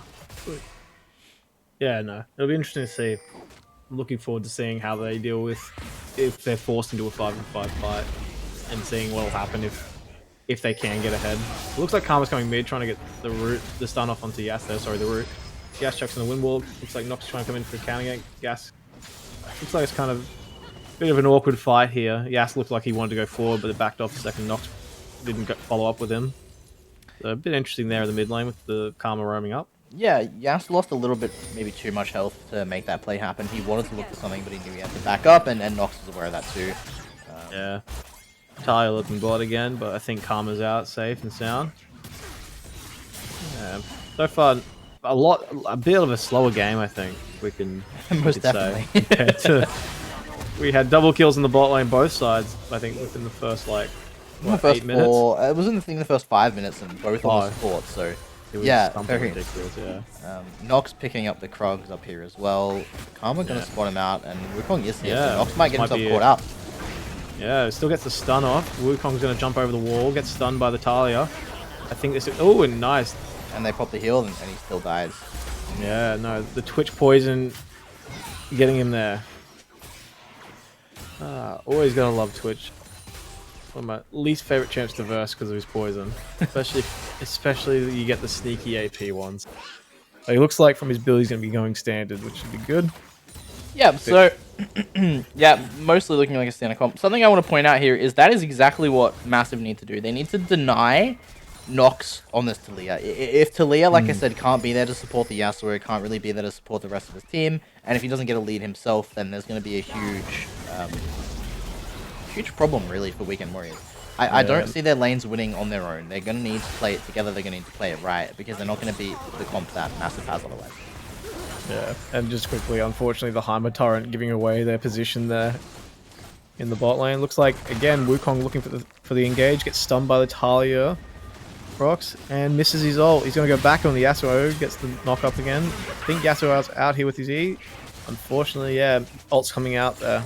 Yeah, and Yasuo did have to blow his flash to get away there last second when he saw everyone else engaging on him, but, you know, flash for that, getting out there. They got Wukong's ulti. Mind Goblin no longer has that in his arsenal, so they might be able to play a little bit more aggressive if they see him in the map. Nah, but it's good though that they got his... Oh, looks like Azir's gone in on mid lane, and the fight start breaking out the bot lane at the same time, unfortunately. Oh, here we go, the Talia ult's coming down. It's like Yas is below half health. Bit of poke there. Misses the tornado, unfortunately. And it does look like, for the most part, they want to back out. Going in again. There's a monkey jump. Oh, ult in from Yasuo. Gets jumping up top. And we got Yasuo missing his kill, unfortunately. I think Ignite, unfortunately, might take out the Wukong. No, it does not. And here comes Azir to clean up Azir. Sorry, Azir to clean up Yasuo. And a fight breaking out top now. Just a stun, just a little skirmish. Yeah, so double kill onto the Azir. Huge problem. I mean, like we said, if Massive gets ahead, they realistically shouldn't fall behind. Their comp is, in my opinion, much more team-oriented. They're definitely more comfortable on these picks as well. Yeah, Massive taking any kind of lead here is good for them. Yeah, I think the way this one's going, especially with their comp, is a lot better than last game. It's a bit slower. They know what their win condition is. That's it. They don't need to give away free kills early.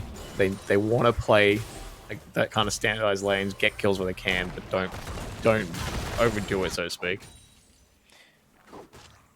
Nox grabbing both camps at the same time there, blue buff and romp, so it's showing a little bit of display there. Damage on the Heimer, unfortunately, there. Ward going down the dragon as well. We have a roam coming down from Yasuo. He might get spotted out here, though. Yeah. But that being said, now that they have vision, they can start the dragon, which it looks like they have. So Weekend Warriors going to look to pick up this cloud dragon here. Yep. Once again, as we said earlier, our least favorite dragon. But it's free dragon's a free dragon. And it'll help. Yeah, no. Now, this pick bot lane, the Senna and the Heimerdinger. I mean, we haven't really been able to see what it can do just yet. I will say instantly, though, I so much prefer the Galio pick. Yeah, I think I think playing it like more of a tanky engage type champ with Senna is the go usually. Unfortunately, Aatrox missing his engage with his W. And a lot of damage coming out from Pirate Pat. He's just kind of Yeah. slapping around Akame a little bit in the top lane. Yeah, no. Unfortunately, Aatrox hasn't been able to get ahead in this lane yet. I think if Nox can get a kill or two onto him, it might be a bit different story. And it looks like he's coming up top. It won't matter that Aatrox is low health. That ult will help him heal up tremendously. And he engages on him. It looks like the W pulls him back. He gets stunned on Talia's rocks. He's trying to transform the... Yeah, unfortunately, he can't transform quick enough to even stun them. Yeah, kill gets picked up. I would have expected that one to...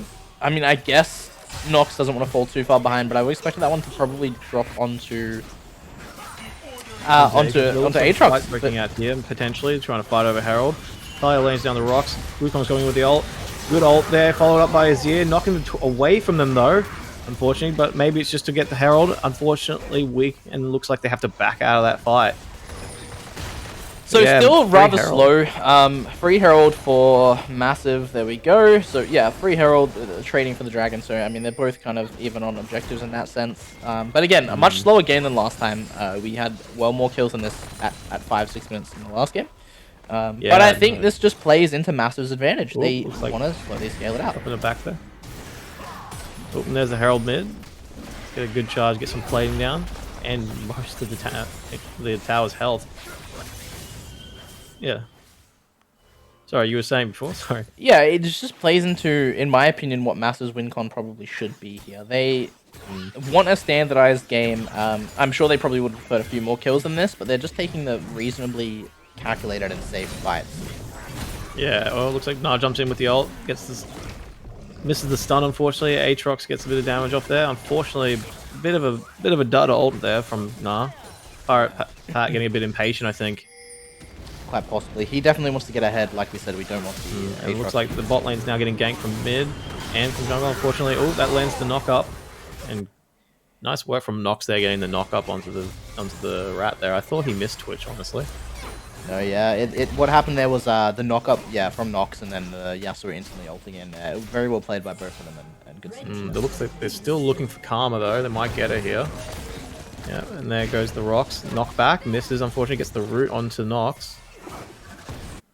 Yeah, so Karma gets out of there free. It looks like ult onto Aatrox. Wukong jumps out with the blast cone. Aatrox is probably very happy about that. Another engage on the Karma. Gets the root off. Unfortunately, no way to follow up on it. And Wukong getting a free extra red there from Weekend. Yeah, sorry, but I was gonna say, yeah, I know, I agree. I feel like Massive's playing this one much better. It looks like they're gonna dive tops. Looks like Wukong's gonna go in, and yep, he's taking the tower. Ult's coming out. Damage getting healed. Aatrox's healing is astounding. Gnar taking a bunch of tower shots there. Wukong though is going to be able to collect him up there. The red buff slowing down Aatrox from running away. Did have to blow that flash though. Probably not what he wanted. No. But they did manage to secure the kill without losing too much there. Minus the You gotta admire bloody Aatrox's healing under the tower though. Yeah, definitely But- very well played to try and survive there. He would have picked up a kill if they had stayed on the tower any longer tanking. So well Yeah, played by him Pirate- there, but nice also juggling between the aggro there on the top lane from Massive. Yeah. Yeah, but it looks like, and that's, so now we can see, what was it? Massive has taken down both their mid and top lane towers as well. Doing very well. Yeah, up until that point, gold was sitting pretty even. Yeah. But now we have 1.5, 1.6k gold lead coming out from the side of Massive. Again, does make sense. They want to try and get the leads where they can, but safely. They have dropped a couple of kills, but they've done a good job on the map. Twitch also a champion who gets pretty scary at 1 or 2 items, so we'll see him come online soon too. And they're probably going to look for a mid-game closeout. I don't think they're going to let it scale too much, because then they will have the center as a threat. But that mid-level 13, 14 kind of area of the game is probably where they're going to look to be taking this one. Yeah, exactly. And like you said, that Twitch hasn't really been bullied at all. He's got a kill. He's only died once. His farm's not too bad. Like he's gonna be scary soon, like as well. So it'll be interesting to see in the team fights when he pops off with his ult. TP coming out there from, I think it was Pirate Pat. It was from there. Pirate Yeah. Pat. Thank you. So also, yep, you go. yeah, TP coming out there, defend the tower, and pushing off that. Meanwhile, his team picking up the dragon, so that puts them at even on dragons. We do see a bit of an invading coming out from Weekend Warriors, but Massive looking to collapse on them as well. Yep, trying to get the Oliver. Unfortunately, Pirate Pat misses the Gnar ult there. Flash coming out from Yasuo to get away. Throws a tornado to cut space away and make some distance. And yeah, looks like they're out. Well, I was going to say Nox got the ult coming out. Sorry, onto the Gnar. Unfortunately, nothing coming over again. Yeah, just a little bit too tanky. He has those play the steel caps now, so Yasuo not doing too much damage at the moment without any of these items. Doesn't even have his mythic online just yet. That being said, as we know, Yasuo, another champ that gets quite strong in a couple of items. So the mid game, I think, is where this game is really going to shine, and it's really going to decide what's going to happen for the rest of the game. Yeah, and I was going to say before, I was trying to say it wasn't Nox, it was Mind Goblins getting the Infernal Drake. Yes. Is what I was trying to say there. So yeah, Dragon apiece. Looks like Massive's enjoying this game a lot more. Killer, about 1,000 gold ahead. So far, they seem to be playing it quite well. Definitely going a lot better for them than last game, at the very least. Whether they can continue that or not is the main one. We see a center ulti coming coming out bot lane, down. stopping the Zia back. Yeah, I'm not sure if that was. He engaged from Twitch here, throws out his poison. Ult coming out. Unfortunately, can't follow up. The Heimerdine's Tyrant's doing a lot more damage than I think he was expecting there. Yeah, good damage on both sides there, but I think unfortunately Massive took more damage there on just the Twitch.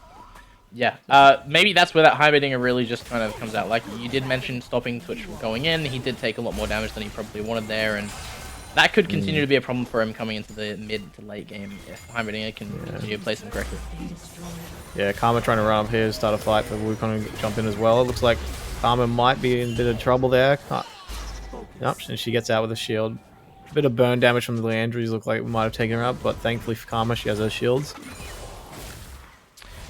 Now, just like last game, what we are going to do, I'm going to attempt to grab a soul check. So 69 souls at 17 minutes. That's actually, I believe, a lot higher than last game at this current point. So 69 souls at the moment. Mythic is completed and looking to build boots. There we go. So Mythic, boots, and support item all done. It'll be interesting to see where we go from here. Yeah, and Wukong trying to get the Herald in the background here. Gnar coming up to give him a hand.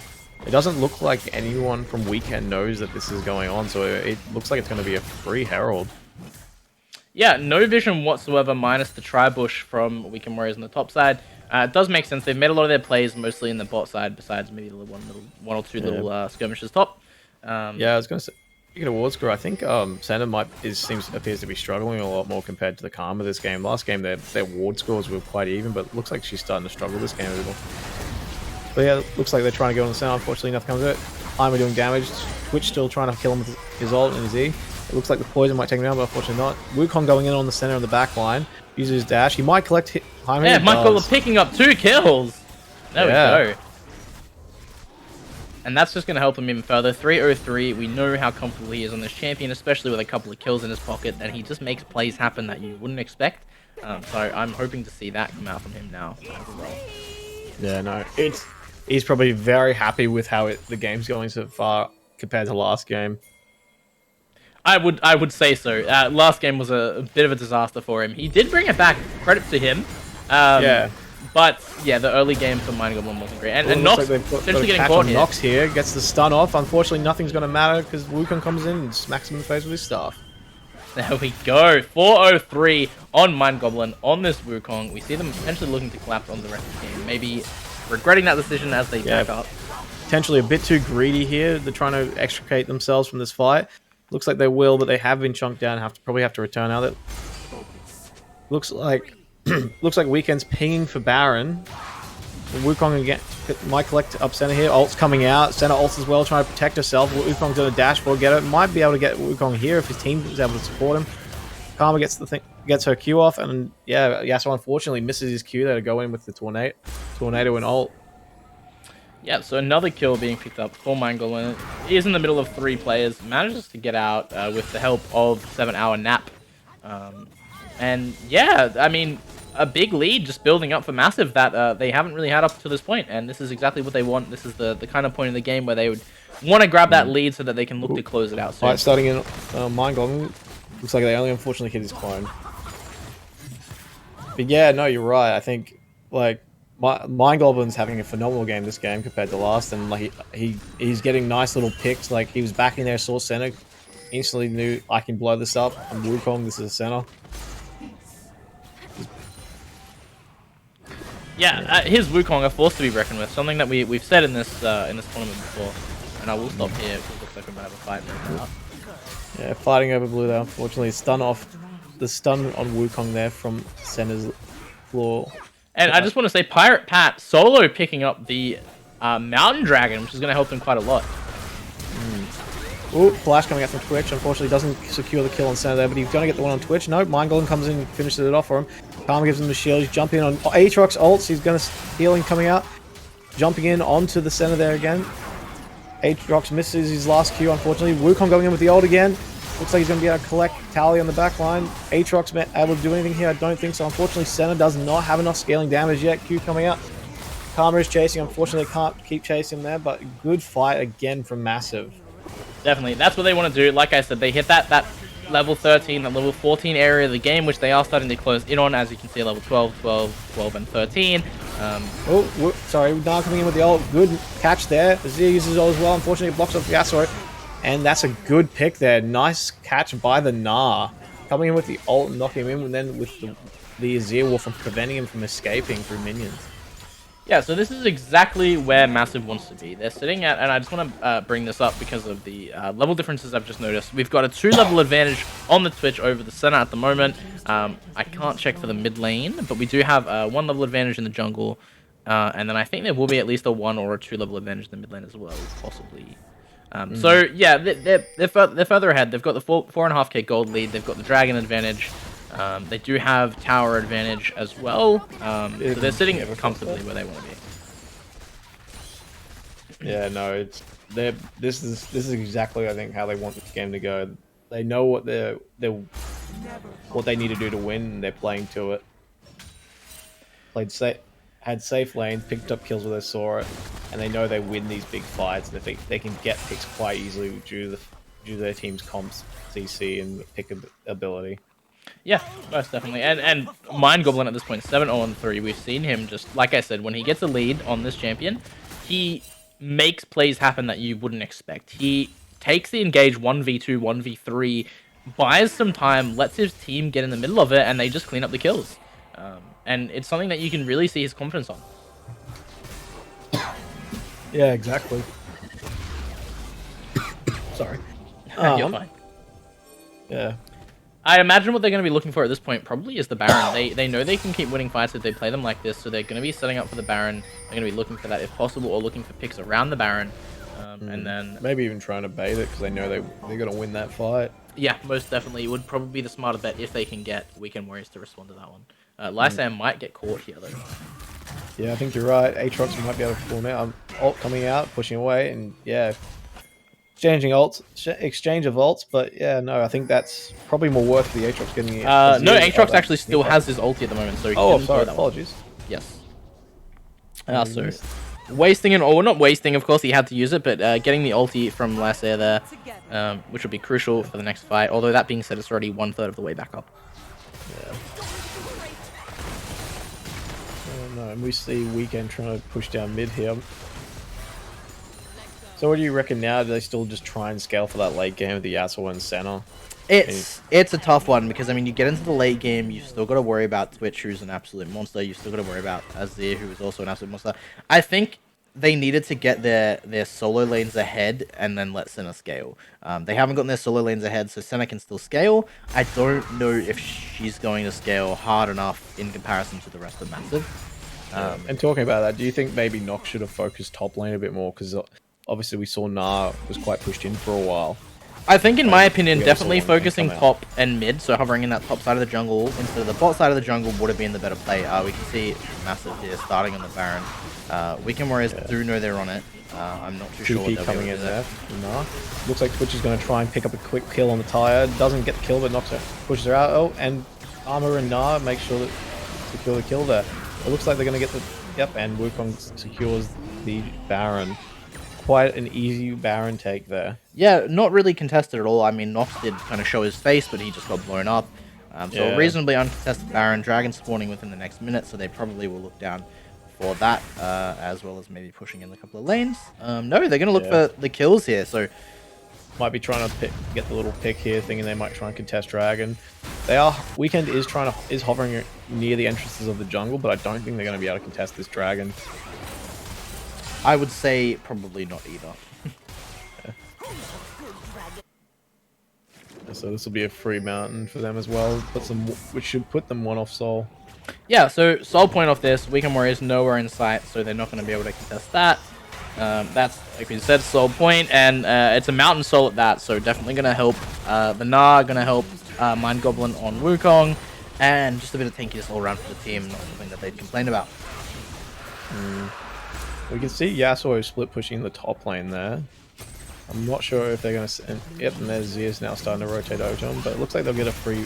Looks like Massive will get a free tower in bot lane here, and they do. Yeah, it looks like Mind Goblin might be looking in on Nox here. And the rest of the team rotates across. Yeah, so 4 members just popping out, looking to grab this mid tower. Maybe like not, though. The Shurelya's coming out there a bit premature. The good knock up there, stunned onto the Gnar. Might be a free kill, but he transforms into his Mega form and he's able to live. The extra health there, providing a good chance for him to escape. Yeah, so extra health providing a good chance to escape. Also, those 2 Mountain Dragons, I don't imagine he would have survived without them, so that's just showing what that does for the Gnar and what it'll do for the rest of the team as well, especially if they pick up the 4th dragon for their team. Yeah, exactly. But I was going to say, I think he would have died regardless, though, if he didn't transform. While he is quite tanky from those Mountain Drakes, I think the extra health there, I think they're a bit sad he transformed. It would have been a good pick up there for a Weekend. Alright, so now moving forward, I'm expecting at this point for, yeah, exactly as we see here, Weekend Warriors going to try and defend, but Massive just going to split the map up, or at least that should be their plan. Split the map up, look for kills as well. They might be able to pick up Nox here. Ooh, looks like it might be able to kill on the standard. No. Sorry. And that's the cancel on the Nox's ultimate on the Talia. Very well played by Lysea. Twitch going in for the center here. Looks like he's going to be able to pick her up quite easily. Unfortunately, there she gets the root off on him, and she's out with the flash. Unfortunately, I think this game is just going to be a bit over now. Baron just going to slowly push into the base and destroy turrets. Yeah, so I will say I'm not too sure. Jumps into the ult and tries to stun. Fortunately, misses the stun. Jumps in. Yasuo trying to poke from distance. Karma running down the Heimer, unfortunately misses. Gets the knock up there onto the Karma. Yasuo ults. He does pick up the kill. That being said, they'll take the inhib and they'll back away. Yeah. Akame Sama looked like he was potentially trying to roam up there, but instead just takes the mid wave now that everyone's backing up. I'm not sure what he was doing on the other side of the map. I know he was pushing in the bot wave, but I mean, Massive would most definitely going to be in their base, and so it did happen. Yeah. Yeah, Aatrox's still hovering around mid, a bit interesting. Not sure what he's aiming for at the moment. But yeah, with that as well, Baron is now down off Massive, so... Yeah, no. Yeah, a bit of a shame that Karma got collected there as well while they were taking the inhib, but went a bit too greedy for the Heimerdinger, I think. Now, what I do want to say is, although Mind Golem likes to play aggressive, he likes to go in, he likes to kind of get those kills, look for opportunities, he is worth a 700 gold shutdown, and at this point in the game, although they have a very clear and distinct advantage, it's not something that he wants to give away, so probably see him playing a little Yasuo safe. looking for Twitch here, but I think he might be in a bit of trouble if Azir and Twitch collapse on him. So the fight bring out here, Twitch. The stun coming out on the root coming out onto the Karma there. Gnar trying to chase down center. I don't think he's going to be able to. There's the ult from Azir onto Yasuo. 3 members, Twitch, Azir, and Wukong there. Unfortunately, Yasuo is going to get collected. But Gnar jumps in and ults onto the Heimerdinger. Unfortunately, he's a bit caught out here, a bit too aggressive, but he's so tanky with those mountain drakes. And there we go. There's the Heimerdinger, and unfortunately, Karma has to run out. Wukong jumps in to help his teammates. As Aatrox now has turned online, the healing insane his damage. I don't think he can take on all 3 now, though. He's going to make his escape. Question is, will he get out here, though? Azir's trying to chase him down, and Leandry's slowly burning him, sending his souls after. There's the flash from Twitch. He's getting greedy for that kill. Unfortunately, he's going to get the Aatrox, I think, with the poison and the Leandry's, and there it goes to onto the Azir, sorry. That'll Again, be his good damage second there. tower, inhib tower picked up, and second inhib as well, so very well played all around. It did look a little bit sloppy, it did look a little bit broken up, but in the end of the day, Massive still gets that second inhib, which is definitely what they want. They've got 2 waves pushing him with supers into the base now. They're happily going to reset and look to do it again mid lane. Yeah, and it's a bit of a shame. It's a shame for the Aatrox. He got good damage out there, but by the time he killed the first person, he unfortunately was then left by himself, had to try and make his way out.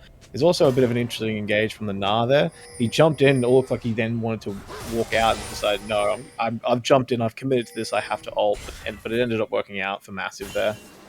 Most definitely. Now, we do see Weekend Warriors crowding around this Baron, trying to set up some vision. Dragon also spawning in 10, so both objectives about to be up at the same time here. Yeah, Aatrox still in base though. It looks like it's a 4v5 and Twitch getting a mass damage out, unfortunately. Yasuo jumping in, can't do anything. Wukong ult, getting everyone knocked up there. Senna having to run, and Aatrox TPing in really late here, trying to salvage the fight. The ult comes down from Azir, and unfortunately Aatrox is collected as well. Will they be able to get Senna here? Azir's catching up, and I think, unfortunately for her, yep. Yeah, and that's going to be a game. So we will have a game 3. Massive just really showing dominance in this game. 11k gold up right now, and yeah, just an amazing display of skill. Here we go into a game 3. Very well played by Weekend Warriors to bring, Massive to bring this one back. So Weekend Warriors 1-1 now after their first game win. Massive taking second game, and we will be taking it to game 3. Yeah, no, a very, very good game by Massive there. Yeah, and I do want to say a massive shout out to Mind Goblin in this game. He took what was dealt to him in game 1, and he dealt it back twice as hard. Very well played. I mean, Nox ending 1-8 and 4. He did a reasonable job early game around the map, but it just wasn't enough. And I definitely think, although we've seen it in game 1, I think we're going to see the Wukong ban come out again. I think it should never have been allowed through. It definitely should never have been allowed through, and I don't think it's going to be allowed through into game 3. Yeah, I think a bit of overconfidence there from Weekend after, or maybe a bit forgetful after the last game and how much like Nox crushed poor Mind Goblin the first game. I think they got a bit cocky or just completely forgot about it. Yeah, so we are going to actually we're going to jump into intermission straight away here, and then we'll get game 3 sorted. We'll be back with you guys shortly just before game 3. But yeah, taking it to game 3 in the best of 3 semifinals 1 for the Vantage Cup. Remember to stay tuned as well for next week, where we'll have semifinals 2, which will be between Avalanche and the winners of the tiebreaker, which may have actually ended. I'll find out on the info on that one, and I'll let you guys know shortly as well. But we'll be back soon. Into you like a shooting star. Always craving for you to come to me. Though this way of life, no, it ain't healthy. But ain't no other way, it's just what I need. I want all your soul, I want your body. I'm the type that licks her play clean. Don't wanna let go, wanna you can eat. If you gave me your whole life, I would still have room for more. Cause I've got that appetite. Baby, I never feel whole. You might get me through the night, but it will never be enough. It will never be enough. Cause I'm a black girl for your love. Your love.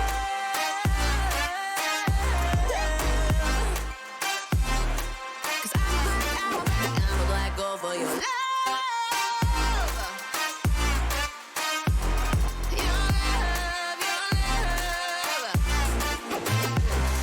It's true, na, na, everything they say about me, I'll suck you, na, na, na, to my center of gravity. Cause it's true, na, na, na, everything they say about me, I'll love you like a supernova, burn into you like a shooting star. If you give me your whole life, I would still have room for more. Cause I've got that appetite.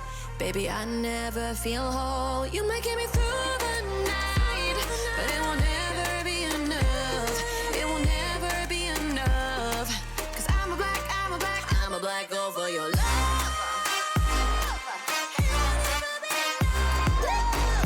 Never be enough. Cause I'm a black girl for your love.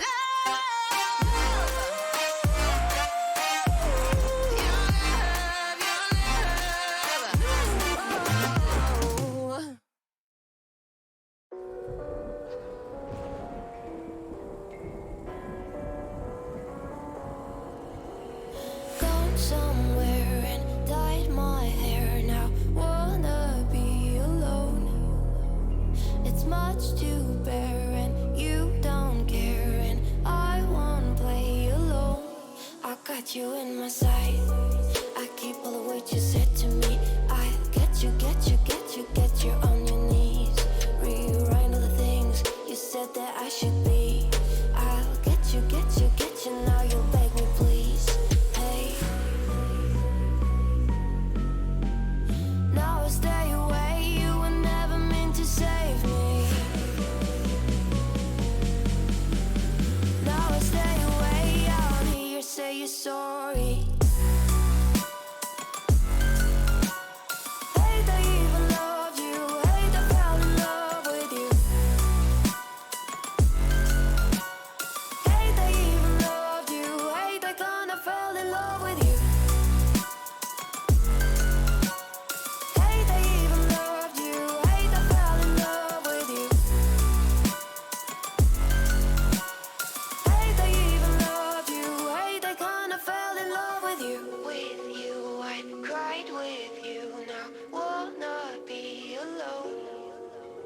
I lied for you, I tried for you. You wouldn't play alone.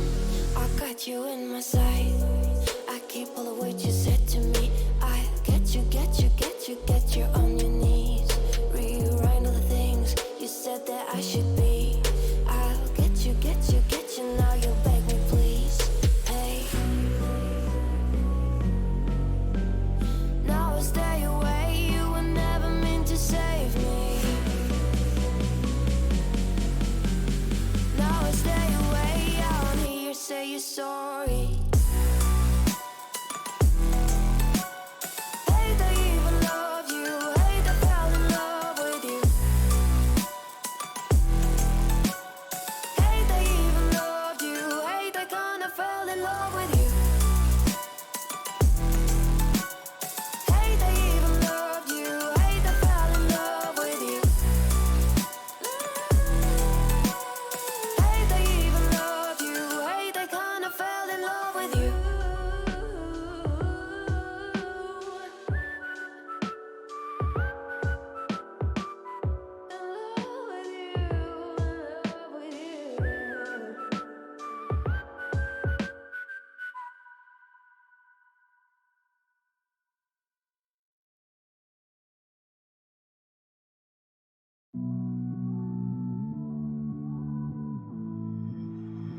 Somehow I woke up out in Beverly, fucked up, smelling like that bourbon. And I end up alone, I'm not certain. Yeah, the girls impolite in the club every night. That's how it goes when you Hollywood perfect. Hollywood perfect. That's how it goes when you Hollywood perfect.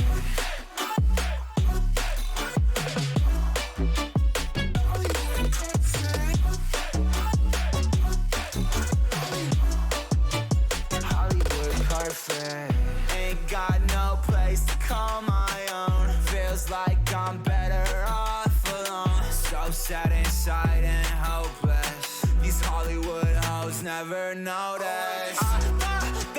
Can't get back on. Girl, I miss you. Can't get back on. Girl, I miss you. Somehow I woke up out in Beverly, fucked up, smelling like that bourbon. And I end up alone, I'm not certain. Yeah, the girls impolite in the club every night. That's how it goes when you Hollywood perfect.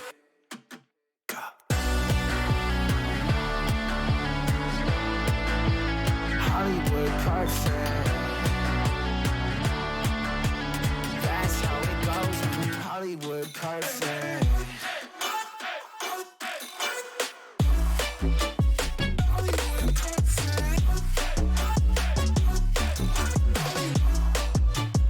Somehow I woke up out in Beverly, fucked up, smelling like that bourbon. How'd I end up alone? I'm not certain. Yeah, the girls impolite in the club every night.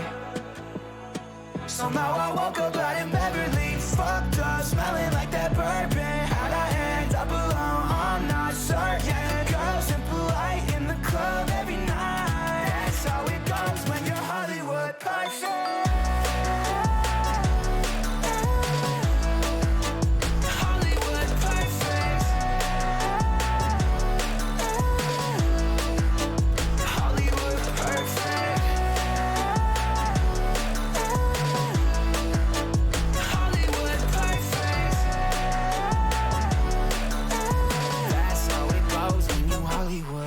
toxic.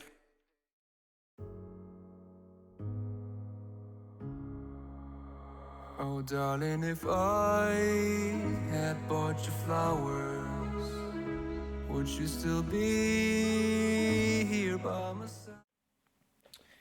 Okay, hello everyone, welcome back to the caster's desk before game 3. We are just about ready to get in, just waiting on a couple of things while we summarize this here. So, moving into game 3, we've seen game 1, we've seen game 2. It's moved to the 3-game best of 3 like we hoped for. Of course, we want to see the third game, we want to see the content. With that in mind, picks and bans. Unlike the other weeks where we go into a different game or a different set of teams in game 2 and a different set of teams in game 3, we've now seen these two teams play off against each other twice. I think, without a doubt, we're going to see the Karthus ban come back out. We're also going to see, I think, the Wukong ban come back out. That was in game 1. They let it slip through in game 2. But after that display, I think there's no way they're going to let it through again. Now, the fact that it hasn't come out in game 1 and it didn't come out in game 2 makes me think we won't see this. But Bel'Veth's still on the table. I don't think we're going to see her tonight. But again, I did have these teams asking about her, whether she was playable or not. She is. So, interesting to see why they'd ask that and then maybe not feed into it. But you never know. There's been some interesting picks all around tonight. And anything could happen. What's your thoughts, though, on picks and bans? What do you want to see? What do you want to see banned? I still want to see Bel'Veth, but I've to put a thing to you about them asking about it might have been more to prepare themselves so they know what to do against it more than play it. Yeah. And as for everything else, I fully agree with the Karthus and Wukong bans. Like, both of them have shown to be just so destructive on those champs. They've just basically Nox and Mind Goblin, respectively to their champions, have just basically for each one to just like own the map for each one. Yeah, a lot of spotlight coming down on the junglers. Something else to point out though is Lysea on the Azir last game. Amazing. Whether we see that or not, we've seen Yasuo 2 games in a row. It hasn't really shone too brightly either game, in my opinion. No, again, I was surprised to see them pick it. I think it was Weekend pick Yasuo into that comp. Again, I said before at the beginning, but I felt like it didn't really fit too much. But like, again, if they pick it again, hopefully it'll pop off this game. It's always fun to see a Yas run around dash around the map, doing massive amounts of damage. But yeah, I think we'll I'm not sure about the rest of the bands. I think we'll still see some of the typical bands we've seen them pick, like the Ahri and the Gwen. But yeah, it might be interesting to see what they pick after that. Azir went, as you said, 6-0 that last game, so they might even get rid of Azir. All right, we are transitioning into Champ Select here. So there we go. Yeah, like you said, I'm expecting to still see the Ahri come out. It's been a priority ban in 2 games in a row now. I'm expecting to see the Gwen still come out. With that being said, though, both teams have definitely picked up a ban, I think, with the Karthus and with the Wu. Interesting to see Weekend Warriors still banning. Still banning Xin. Yeah, and I will actually, sorry, give me 1 moment, but I do have to swap team names. No, that's fine. And Gwen ban as well. The first, basically, both teams have respectively banned these 2 champs every game. So it'll be interesting to see if there are any different bans after this now, after these 2 now, because they have been essentially. I think Gwen was the second ban last game, but they've essentially been the first ones. And Lulu again's banned out. Lulu coming out again, so very, very standard bans. I'm expecting the Wukong to be the third one. Do you think if they don't ban it, that Massive's just going to instantly try and scoop it in first pick? I think without a doubt. And we didn't see the ban, so they're not worried about the Wukong. Unless they intend to pick it up. They do have prior pick. They are on blue side. Something to keep note of as well is blue side's currently 2-0. Oh, there's the Karthus ban. So the Karthus ban makes perfect sense. Bel'Veth, potentially, no. It's being teased, but the Wukong gets picked up. Not surprised. Like I said, if they're not banning it, I'm expecting them to pick it. So Nox on the Wukong will be interesting to see how that goes. That was such a tease, though. we've been wanting it all night. But no, I wonder what that Mind Goblin's going to want to play in response to that. Like, obviously, you're saying he's quite strong on the champ. I wonder if he has a plan of what to play against it. Now, that's very interesting, actually, seeing the center come out from Massive this time. So we've seen it picked up twice for Weekend Warriors. Massive now opting to take it as the prior pick instead of since the Wukong's been taken, sorry. And Lilia would be a very strange one. You know that very well could be a Lilia top. I don't think she goes great in the jungle. Yeah, not against a Wukong. Oh, Renata, no, what? I will say with the Lilia top, whoever's in top is not in for a fun time if it's top lane. Look, it could very well be jungle. I'm jumping the gun by saying Oh. top lane here. I just don't think the matchup works great in her favor against the Wukong. Yeah, I'm not sure honestly, but yeah, I think either way she can be flexed into either, and I think if it goes top, it's never really a fun time. But again, it depends on what I think the teams are going for. Yeah, 'Cause most definitely. Yeah, then there's Ezreal picked up there. So I'm also Ezreal, still- quite a standard pick. Very safe pick. Looks like maybe a more standard comp coming out, especially with the Karma. More standard comp coming out from Weekend Warriors. So maybe playing this one with the same mindset that Massive was last game, thinking that they just need to play a standard comp, run it probably front to back, and just play the game like they intend to be, like it's intended to be played. Yeah, and that's what I was going to say as well. I'm surprised after the last game. Oh, there's the Gnar, so that should be a Lilia jungle. But I was going to say I'm surprised that Massive after last game is not picking more of that traditional team fight comp because it works so well for them. But Yeah, I saying think that, like, sorry. depending on what they pick support here with the Senna, I mean, they very well could be, or sorry, I guess technically ADC with the fasting. It's all over the place with the Senna. But depending on what they pick here, bot lane, it could still be a somewhat traditional team fight, front to back team comp. Yeah, with a Gnar pickup though, I think I just kind of said the wrong thing because think about it, Gnar with the ult and Lilia's ult would work quite well. They're both, especially if Lilia can get a mass like Q or like a bowling ball on everyone. Yeah. A big ult on everyone, so it's still, I to correct myself, still actually is looking more towards that traditional comp now. Just the center not really fitting as much. Yeah, and it's going to be very dependent on what they pick too. If they choose to opt for, I was about to say if they choose to opt for the Tahm Kench, or if they go with Weekend Warriors approach and take the Galio, it's definitely going to be quite team oriented with that little bit of scaling coming from the center. It'd be interesting to see what they pick now that the Tahm Kench is banned. Yeah, it's been interesting to see the Silas ban though as well. I don't think either team's been really looking to play it in this set of matches. Yeah, it could But- be dependent on the next couple of picks and the ultis that they're worried about potentially being taken. Yeah, that makes sense, especially with if you steal a Gnar or even the Lily ult, if he's hit a few people. Like, yeah, it makes sense. It would. I'd say. I mean, look, they're somewhat reasonable priority, but the Gnar ulti can be quite important. But I think the next two picks might be what are telling. Yeah, and I was gonna say there's the Zed ban as well. That's been every game as well. They really don't like that Zed. And I think it makes a little bit more sense now as well when you've got the Senna in your pocket. If the Zed manages to get into the back line, Senna being quite a hard scaling champ, late game he can be a bit of a problem for it. Yeah, no. Well, there's the Cogmore. Okay, so Cogmore Senna, not what I was expecting.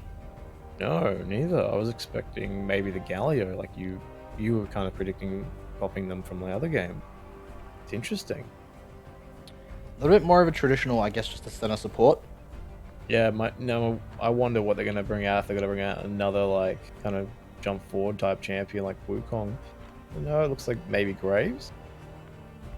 Graves reasonably frontline, and that's going to be, I'm imagining, a Graves top, although that could be a Graves jungle and a Wukong top. It could go either way at this point. A lot more of a tanky team comp coming out from Weekend Warriors. Final pick here, going to be for their mid lane. Yeah, he's cycling through a few, eh? I think the LeBlanc makes the most sense, and there we go, it is locked down. So it does make sense. You've got Senna, you've got Cogmore, you've got champions you can assassinate, you can look to assassinate and get picks on. The rest of your team's reasonably tanky, they're quite frontline. Well, based on what we've got, this has to be the mid lane. So, do you have any ideas what they're going to pick? No. Look, the Azir is still open. I don't think it works in this comp as well as does the last one, although it's still an option. They do have the Gnar and the Lilia, so they can still create kind of a wombo, not as priority as before. That Gnar war combo, Lissandra. I think that's a great pick. So what I was going to transition into off that was that they don't really have any reliable lockdown, in my opinion. I mean, look, of course, you've got the Gnar when he goes Mega, you've got the Lilia sleep, and none of them are really point and click.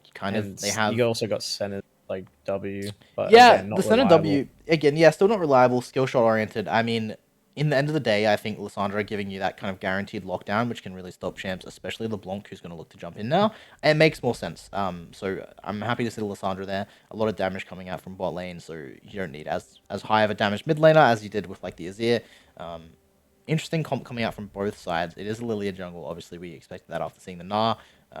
Yeah, but on the topic of lockdown, looking at I think it's weakened on the left here. Like they don't really have much lockdown either as well. Thinking about it, they have obviously Karma and LeBlanc chains, but again, bar maybe Karma's chains, they have no real lockdown. They have I not would say block us. Wukong ulti is probably going to be their most reliable source coming into the mid to late game.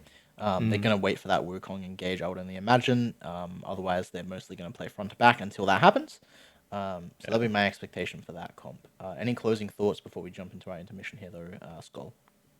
No, just looking forward to the game. It'll be interesting to see how Massive plays this one after the last one. I think if they play similar to what they did, a bit slower and not rushed, I think they might have it here. But yeah, I think it comes down to how aggressive both teams play each other. But yeah, no, looking forward to it. Most definitely. Looking forward to it as well. I think you're correct. It does depend on how fast pace or slow pace it's played. I do think more scaling coming out from Massive as well. So if they can have a slower game, Massive probably going to look to try and take this one. That being said, threats like Wukong, Graves, LeBlanc, all really strong in the mid game, sorry. So we'll see what they can make of that. But we will be back with you guys shortly.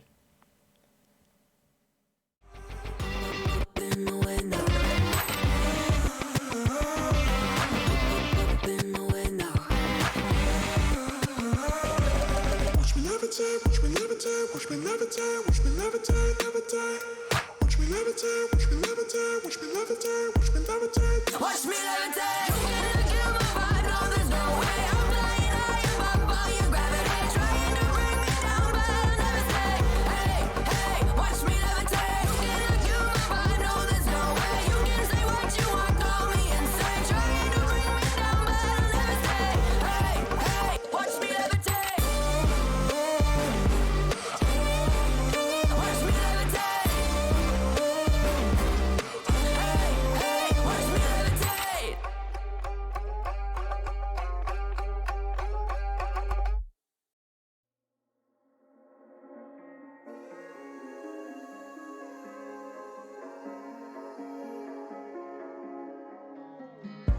A broken glass while I'm thinking in my head.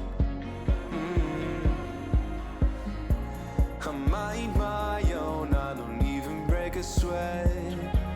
Oh, this matters is insane. Why you still live in vain? I'm not the one, you're the victim of your own mistakes. It's sad to hear the lights under the street lights, under the street lights.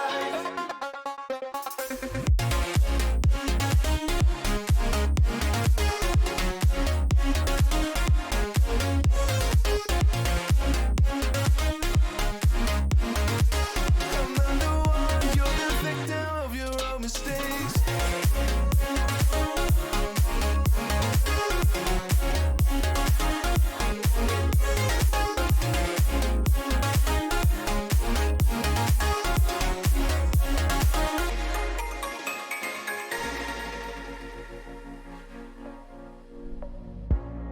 Untold stories, they were left behind.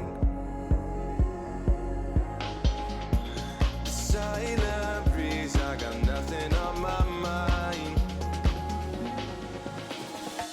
This matters is insane. Why you still live in vain? I'm not the one, you're the victim of your own mistakes. It's sad to hear the lights under the street lights, under the street lights.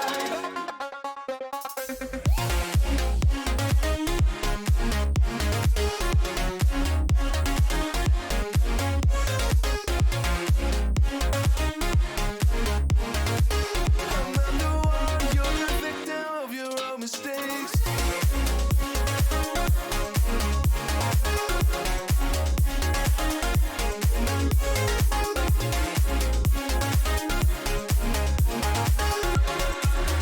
You're the victim of your own mistakes.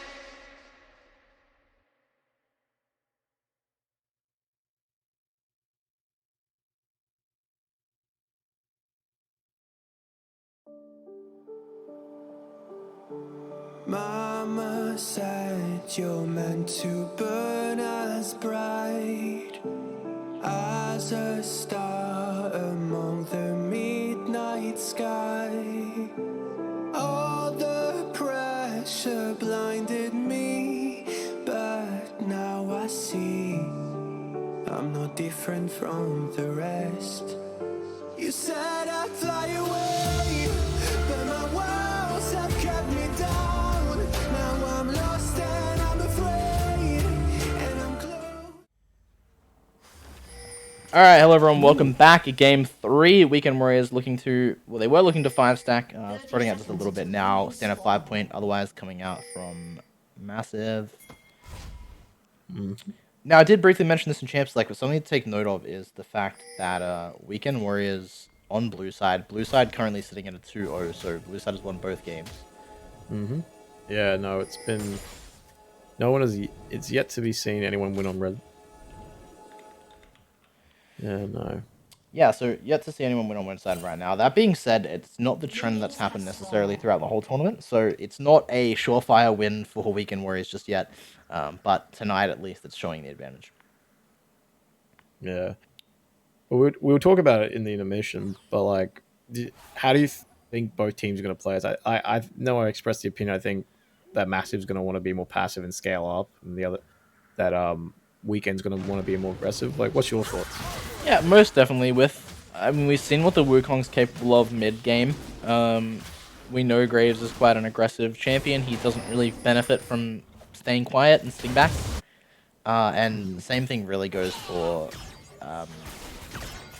the LeBlanc, sorry. So it does just depend on how they decide to approach it, but if they want to win, I think Weekend Warriors' best bet is to just look for as many kills as they can early, look to make as many plays as they can on the map. Or even if that's just objectives and things like that, and just getting priority if they can't pick up the kills. But here's a great example of, you can just see Graves kind of running forward into the wave, looking to pick up kills or damage or anything he can really get. So he's going to grasp at everything he can, so is the majority of Weekend Warriors. This is the final game of the series too, so they're going to be on edge as well. Yeah, especially after that last game being a bit of a stomp in favor of Massive there. They probably might have killed the confidence a bit from first game, but only time will tell from this game. But yeah, is there any lanes you're expecting to maybe pop off more of those for Weekend, or like vice versa? I'm expecting mid to roam a lot. I don't think she picks up any kills on Lysea. So Rin's gonna want to get ahead, and I'm expecting, with his experience, with his knowledge, that he'll be able to play the map. Yeah, it looks like that might be here as well. Oops, sorry. Yeah, the chain's going on to Lissandra. They're getting a good route, but unfortunately unable to pick up the kill. Her getting out with her W there. Sorry, her E. And we have a pause there. Yeah, so going through a few things, obviously, pauses come off. Hopefully we don't get any freezing or stuttering off that. But yeah, look, Graves can hold his own, but it's hard to really say what's going to happen with that matchup. The Gnar is a threat, so if he can neutralize that, that's great, but otherwise, he's going to want to also try and get ahead if he can. Maybe play it with the team. Yeah. Well, it looks like we might be getting a bit caught out here, maybe. Ooh, and that's the stuttering we have from the freeze, from the pause, so sorry about that one. Let me see if I can fix that up here. Okay. Hopefully that doesn't happen again. And we do apologize yet again, that happens due to the pause. So. Yeah, no, but it definitely looks like Nox as Wu's trying to take that aggressive line that we're talking about. It looks like the root comes down onto the Karma there, takes a big chunk of damage. Bot lane going very well in favor of Hog and Center at the moment, just on the damage. Yeah, able to zone him off the wave. Yeah, no. Yeah, there we go. So Graves kind of just trying to keep Pirate Pat in check for the most part at the moment. Again, I'm expecting to see Rin try and pick up kills wherever possible. It might be a little bit harder on Lissandra, and maybe see some roams down. Both ADC and support from Massive, reasonably squishy. So might see some focus on that. And there's Gnar going in there, unfortunately missing his Q there. Gets the stun off though, bit of a short trade. Looks like he's winning in favor though. Oh, I think Graves is taking more damage than expected there. A little skirmish breaking out mid. It looks like Lily's going to come in after it. LeBlanc is low on mana. She flashes out. I think might be her out there. No, Lily is going to jump in with the Q, and good juggling of tower aggro there. Yeah, very close to Lysea almost dying there. One more tower shot would have dropped him down. Outside of that though, very well played. Yeah, no, it was good gank and good use of like knowing how much damage he was going to take from challenge. Right, if he didn't know how much he was going to cop there, he might have just given a free kill back. But first blood there, And sorry, not first. you have. Sorry, I'm just gonna fix the scoreboard here. Yeah, no, sorry, I went to make sure who it was, and it wasn't popping up. Sorry, onto. There we go. Yeah, so first blood drops onto Lilia. So. Sorry about that. Yeah, no, it's good first gank. Good, successful first gank there. Good chunk out there from LeBlanc jumping in with, and the change going off. I will say, very scary ability. Ren doing. Stop here while we have. Oh, good. Lily coming in bot lane. Looks like they might be able to catch out the Karma here. Unfortunately, she won't be able to shield herself and give the speed. Yeah, it looks like that was. I think that would have happened regardless of Lilia being there. Unfortunately, though, for the Karma. Yeah, so Lilia didn't actually hit her E there. So Lilia had provided nothing other than maybe a little bit of support in the sense of forcing Wicked Warriors to back up a little bit. Exactly right. Yeah, no, any good stun there. Ugh. Now, Poor LeBlanc. Lysair playing the lane really well to back up and kind of keep himself reasonably safe. He is giving up a lot of CS, currently 15 CS down. That being said, Ren doing a really good job to kind of harass her down and get close to killing her at the very least. And here's the bot lane. Oh, and a fight break out top lane as well. Looks like Gnar was trying to go in onto Graves this time. Looks like he's holding his Mega Gnar. There's the stun coming out. No ult coming though, just wants the short trade. But I was going to say as well, oh, bit of stutter. That it looks like the bot lane might be the more volatile lane again. Yeah, it seems to have been the trend for the most part throughout this series here. Bot lane's a very back and forth lane. We see a lot of attention from junglers too. Wukong's looking for it, but unfortunately the wave's been pushed too far in. Lilia tries to gank mid, unfortunately it fails. Yeah. But I was going to say as well, like, even without the gank, like, Massive seems to be playing the bot lane quite well. They keep chunking him out. Wukong jumps in the jungle there. But they chunked him out quite well, and CS is quite even. So I think it'll be interesting to see if it gets any more volatile. It looks like another little skirmish is starting top lane. Will not try and turn on it. He's got him near Graves near walls. I think he's going to go for it. The smoke screen comes out. Mega Gnar's nearly up. He's going to try and catch his mirroring. And a fight's also breaking out bot lane. Lilia's trying to come down. This is her bowling ball, unfortunately. The root lands onto the Karma. They might be getting here if they juggle tower aggro. And yeah, there's the damage from Lilia. Awesome. Nice So, work there. Mind Goblin, 2 kills now. First time we've seen him on the champion in this tournament, I believe. Doing a really good job. And Lilia, in the early game, probably chasing not. down Yep, sorry. Ezreal. No, sorry, a small little skirmish. That's okay. Hopefully, it looks like nothing else will come of that one. Yeah, so Lilia, not. I would say personally, in my opinion, not overly known for her early game of strength, but she Mind Goblin 2-0 on her at the moment. So Yeah, Nox taking a very interesting position here to try and gank. Looks like it's a bit of a fail, but trying to deny vision. The root comes down onto him there, but he jumps the walls, making himself safe. But yeah, no, sorry. Yeah, so you were saying Mind Goblin not been on really much this tournament. no, not that I've seen. Potentially happening behind the scenes. Of course, we had some games on stream, some games off stream. But he's doing a reasonably good job in the early game on her. Typically, she hits the 1-2 item spike, and she's really strong, especially against tanks, which I'd say Wicked Warriors team is reasonably tanky. But he's sitting at 2-0 at 8 minutes, so very well played by him, and Nox behind in CS, behind in kills. Looking for a kill right now. Yeah, but he's trying to change that now. But he's gone to the bot lane. Ult comes in. Unfortunately, the root gets off. He's got another chance though. He's in range almost. He's going to get the ult off on center. Gets a flash. Unfortunately, I think he's going to go down here to tower. Cog collects that. Cog, I think, is just going to collect kills here. Unfortunately, the center, she goes down there. Flash in there. Cog might get it. Flash coming off from both of them there. And unfortunately, that is a triple kill for the bot laner. And we've had an unfortunate DC from the mid lane again.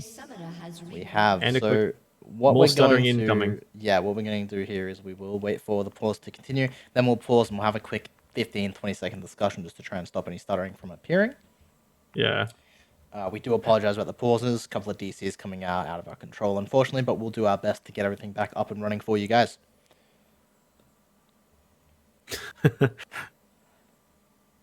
Yeah. But I was going to say, I think I was trying to say it before, but the bot lane looked like it was going to be the most volatile, and it's proving true, I think, at the moment, unfortunately for Weekend. Yeah, 4-0 on the Cogmore, definitely quite a threat there. I mean, yeah. Again, we scary spoke champ. about the nerfs coming out to Cogmore, but it doesn't change the fact that he's still a monster. I mean, he was oppressive as all hell prior to the nerfs, but he's still a force to be reckoned with and quite a strong champion. Yeah. If played correctly, and oh, sorry about that. They're just a bit of indigestion. But yeah, and with that, it's showing.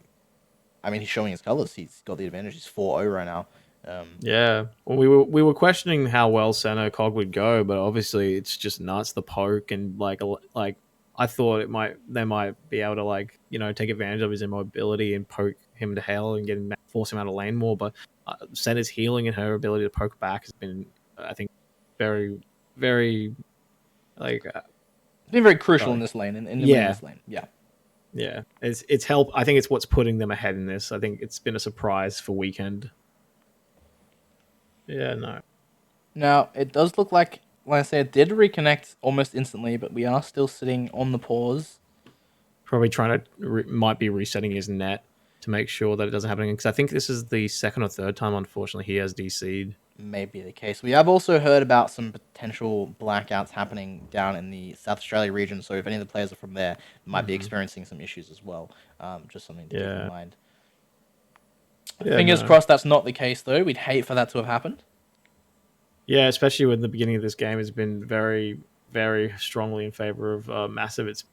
It might be a bit sad if for whatever reason it has to be reset. But yes, no. But I was going to say, while we've got the moments, what do you think Weekend has to do to get themselves back in this game? They've got they're down 5 kills. They're down nearly 3k gold, close to 2.5. Like, what do you think you think they need to do, or like want to see the players bring out to try and bring it back? I think we need to see Graves continue to do what he's been doing. He's doing a great job of that. Hasn't managed to be caught out, having a lot of skirmishes, but he's up in CS. He's doing what he needs to do in his lane. I want to see the Wukong really start to pick his pace up a little bit. He's got his ultimate. It's closing into the 10-minute kind of part of the game here. I genuinely in this matchup would never have expected a Lilia to be doing more than a Wukong. I think the Wukong needs to potentially make some plays with Ren in the mid lane. So on that LeBlanc there, they need to start looking for kills. Because if Wukong and LeBlanc here don't get ahead, I personally don't see a route of where they win this. I am going to pause this briefly here just to stop any stuttering that we may have, just to let everyone know. And that'll be the reason for that. It does look like the time is not moving, so there may have even been another pause. Hopefully not, and we'll take this back. Nope. Okay, so very interesting visual bug there, but that's fine. Interesting one for us to look at while we are having a bit of a chat here. What are you expecting? What are you expecting to see coming out from Weekend Warriors in the next couple of minutes? From Weekend Warriors, I'm not too sure because at the moment I agree they need to get like their assassin, their bruiser needs to get ahead. Wukong and LeBlanc need to do something. Unfortunately for LeBlanc, I feel like Lissandra is just not allowing her to push waves to rotate. Like, I'd love to see LB roam and try and shut down that cogs. I think they need to it, but I don't think she's going to be able to, or if she does, it's going to cost her like minions or just power damage itself. But it might be, it might be needed just to get her ahead and get the shot, like, because Cog's 3-0, there will be a shutdown coming up on him soon. There's no way. Yep, I will score. Just cut you off there. Sorry, Skull. We want to get this game up and running, so I'm going to continue here. Hopefully we don't get any stuttering. The disconnect happens, but that's perfectly fine, as it will be. So, yep, this was just before the Cog kill happened in the bot lane. Let me get rid of the time controls there for everyone, and let me fix the tab list as well. And there we go, game's up and running. Oh, nice. Yeah, no, so I'd like to see her roam as essentially LB impact the map, even going top because of how shoved Pirate Pat is. Yeah, it was one thing to keep in mind is the fact that she is nearly 30 CS up. Yeah. So she's doing what she needs to do in her lane. It just really needs to be transitioned elsewhere. And that's a free Herald. Herald there. Yeah, so as to be expected, 2k or so gold lead for Massive, and typically speaking, it looks like they're going to try and keep that advantage and use the Herald to keep that running. Yeah, it looks like they're now going to rotate maybe to Dragon as well, trying to use that lead to We're in a fight setting up top. It looks like he got the Q on stun. He's going to go for the ult. He flipped him back. I think Graves might still get out here. The smoke screen coming out, and he does.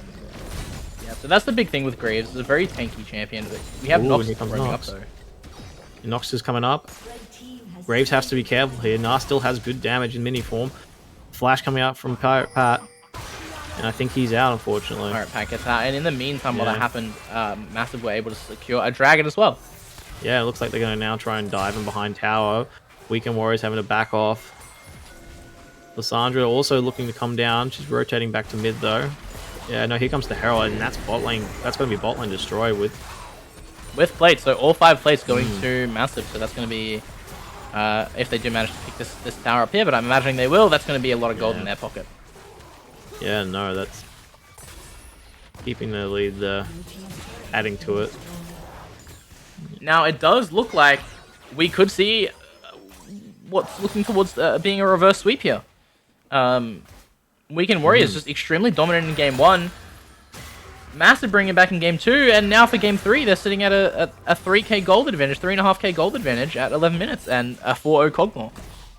Yeah, it's a shame, again, that LeBlanc has not been able to do much on the map. Again, I know she's been trying to keep Lissandra from doing the same, but she needs to get on that cog, I think.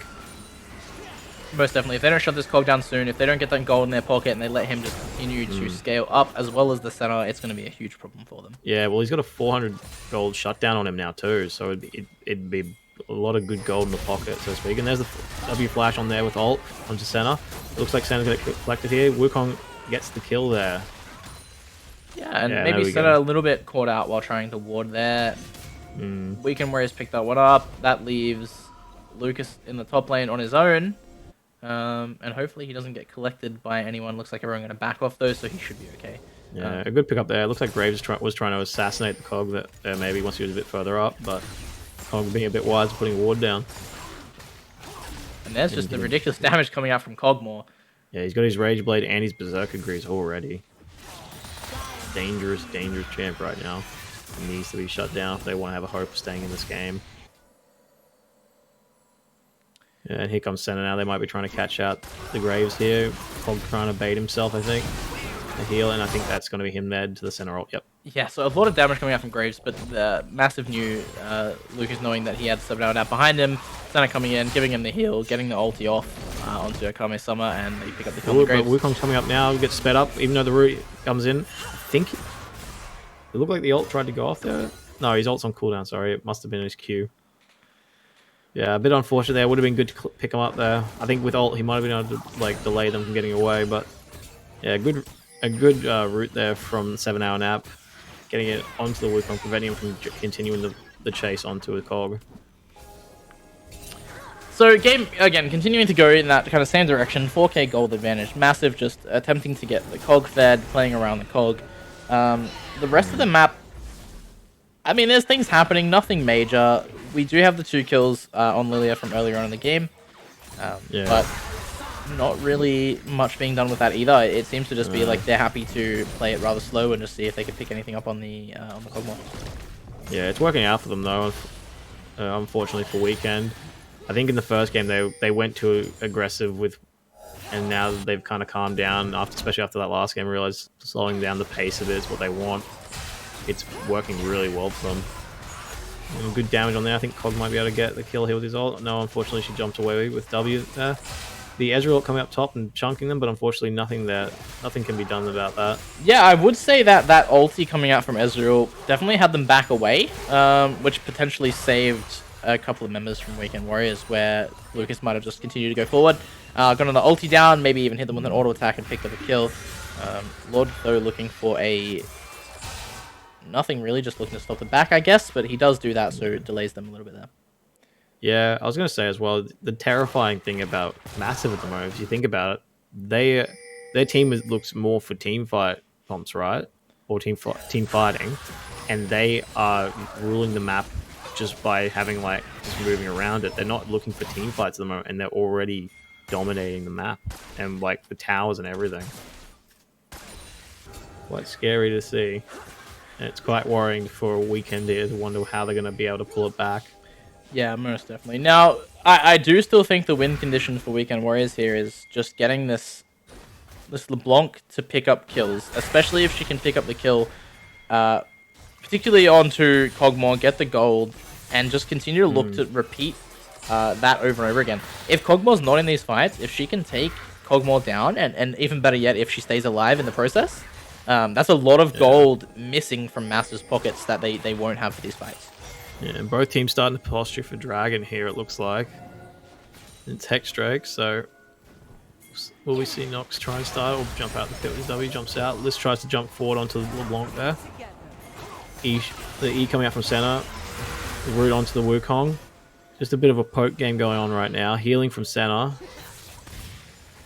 Yeah, it looks like I think Massive's going to collect it here, and they do. They have. So you can see Lucas kind of sitting a bit further back, just looking to get some attacks off. He doesn't want to get caught out. He can do a lot of damage, being how fed he is, and with the range he gets from his W as well. Yeah, and here we see a little scuff on the mid lane. It looks like Massive's finally trying to be as a team and push down towers, but it looks like they're going to look for Wukong now. Or no, rather, they don't have vision there. Lissandra's picked him up. Wukong jumps in. He's all by himself, though. The ult comes off. Will his team be able to get there in time to help him? He's going to try and ult again. He gets some good damage off. Unfortunately, he was by himself. Mind Goblin picking up the kill. Oh my god! That's 4. LeBlanc finally picking up a kill, but 4 for 1. I don't know how Weekend Warrior's going to be feeling after that one. Yeah, I think Wukong went him, way too early there. He was all by himself. Like, was it 1v4, 1v5? I think his team was too far away to be in the fight. A bit too greedy of a play there, unfortunately, and then means a free tower and a free herald for Massive here. I mean, yeah, I'm not sure what to say after that play. Very well played by Massive. Great coordination. Really just kind of sticking together to pick up that Wukong and then collapsing on the rest of everyone. And again, very well played. And I think Weekend Warriors maybe starting to fumble just a little bit, maybe losing a little bit of their train of thought and their goal in mind. And yeah, just dropping gold where they shouldn't. Yeah, a bit of mental fatigue kicking in, potentially a bit of tilt.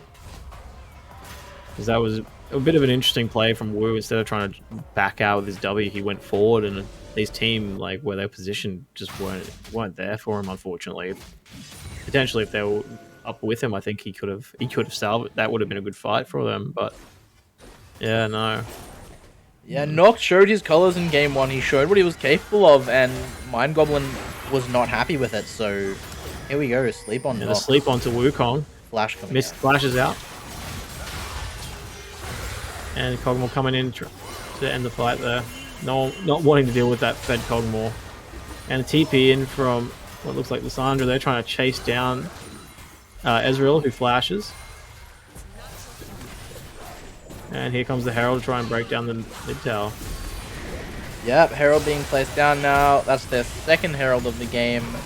I think they're going to grab the tower. Well, they could have grabbed the tower without it even, but not a big deal. They'll probably get the second charge here anyway. Yeah, and this Frost comes down onto the Karma there and collect. Lucas picking up the kill. Second charge. Yeah, poor Weekend here. Just again, just the kill deficit, the gold difference starting to show. Santa might get collected by Wukong here while trying to ward. Nope, gets the root onto him. It looks like LeBlanc's going to try and get her though. Good damage onto her. Unfortunately, she gets it alive for Weekend. And there's the Graves that's the ult. lollipopping effect.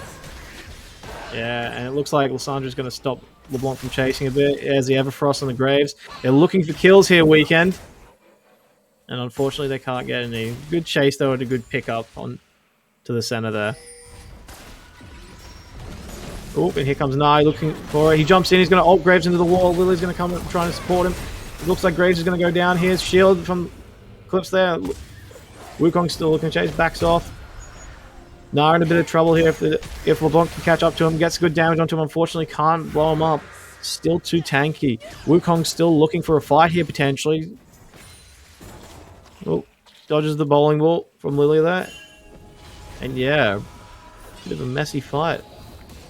Now, I want to give a bit of credit to Pirate Pat in the top lane. It seems like he might have some very serious fans in the chat. So shout out to all of them, and shout out to Pirate Pat with his massive fan base. Very well played by him to kind of play out this lane as he has as well, and bring it into... And Liz trying to get... It gets the ult onto LeBlanc there, getting the stun. The TP coming in from... Nah, there. Center ult comes down, and Nah Collects the kill there. Very good stopwatch. Good Zonya's coming there. out from Lyseo as well. Hmm.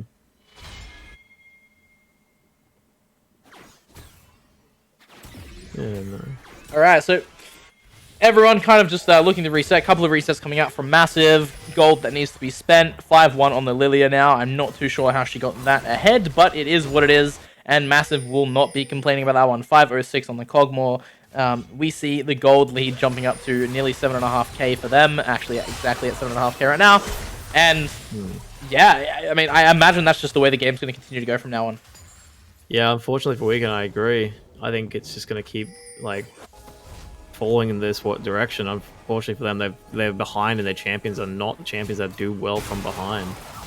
And it looks like it's going to be a free Elder here. I hope maybe Wukong can get across the pin time, not caught up by the root from center. Looks like they're going to try and follow that up, but no, he gets away with his clone. Yeah, poor Nox is just unable to collect any of the objectives this game. They're doing Massive has done so well to get to follow objectives.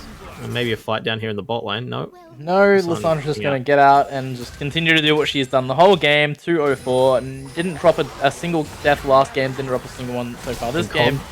Cole going for the kill. Wukong jumping in a bit too aggressive, I think. Trying to protect his teammate. And Ezreal jumping back. Graves. Pirate Pat, nice ulti on that. Very nice. And I think it's going to collect kill here on Graves. And there, that might be game. And Luke is managing to survive despite taking so many tower shots. Minion wave is coming in. They could honestly look to, at the very least, grab this inhib.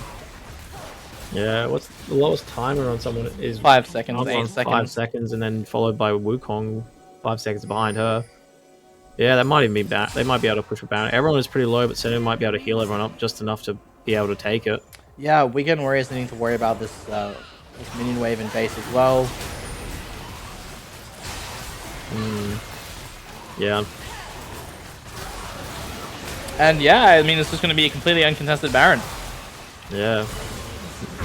And unfortunately, for Nox, he's not going to be able to get there in time to even collect a kill or stop any from backing. Yeah, I mean, I don't know what to say here. Massive just shown up after game one.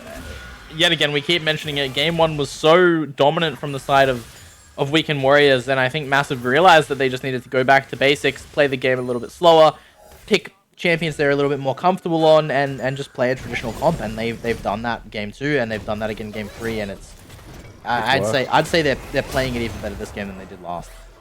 Oh, agreed. Yeah. No, it's been. They're all. I don't think there's anyone on Massive who's playing bad. They're all playing so well. Like, they know what their goal is, they know what they're looking for. And it looks like a fight jumping. Nara's going to try and pick a fight with LeBlanc here. Jumps back. Senna gets the Q onto her, slows her down. Unfortunately for her, she's getting chased by 3 members of the team now. Blast comes into nowhere. Unfortunately for her, picked up by 7-hour nap. Yeah, and unfortunately for them, they're getting caught out trying to farm. Yeah, I'd say this game is just about over. Yeah. I mean, they're going to look to just continue to push out. We've got Lysandre in the top lane, 4 in the bot lane, splitting at 1-4 at the moment. Yeah, and that Cogmore getting that fed that early in the game, I think really put them on the back foot. Just continue. Without a doubt. I mean, look, props to everyone as well. Mind Goblin managing to pick up kills early on a champ that's not naturally known for having the strongest early game in the world, and Pirate Pat going in a lane that should have been neutralized and getting a lead and just taking it to the rest of the map. So everyone doing their job. Lysandre are really holding Rin in lane, and just again, everything's been played almost flawlessly from Massive this game. Yeah. Well, Wukong jumps in here with his ult. Unfortunately, not able to collect anyone up and gets taken out by Pirate Pat. There goes the Everfrost on top of Karma there, sorry. And yeah, unfortunately, they can't get onto that Cogmore. They can't get onto that main source damage. And even if they do, Pirate Pat's Nara is just doing too much damage as well. And that looks like it's going to fight again. Yeah. And the Cogmore's going to try and kill him in base. And he picks up the last kill on what should be the last kill of the game on Ezreal there. Oh, and we see the TC from Graves. GG's being called in chat. Oh, there we go. That was the final kill of the game. The shutdown on the Pirate Pat. And we won't see 0 He ruins death. his perfect game, unfortunately. We are going to transition over, if it's okay with you, to cams while we discuss that, Scott, but we'll move into that now. All good. Now, with that out of the way, that is a 2-1 victory for Massive. I want to say a huge congratulations to them making it into the finals.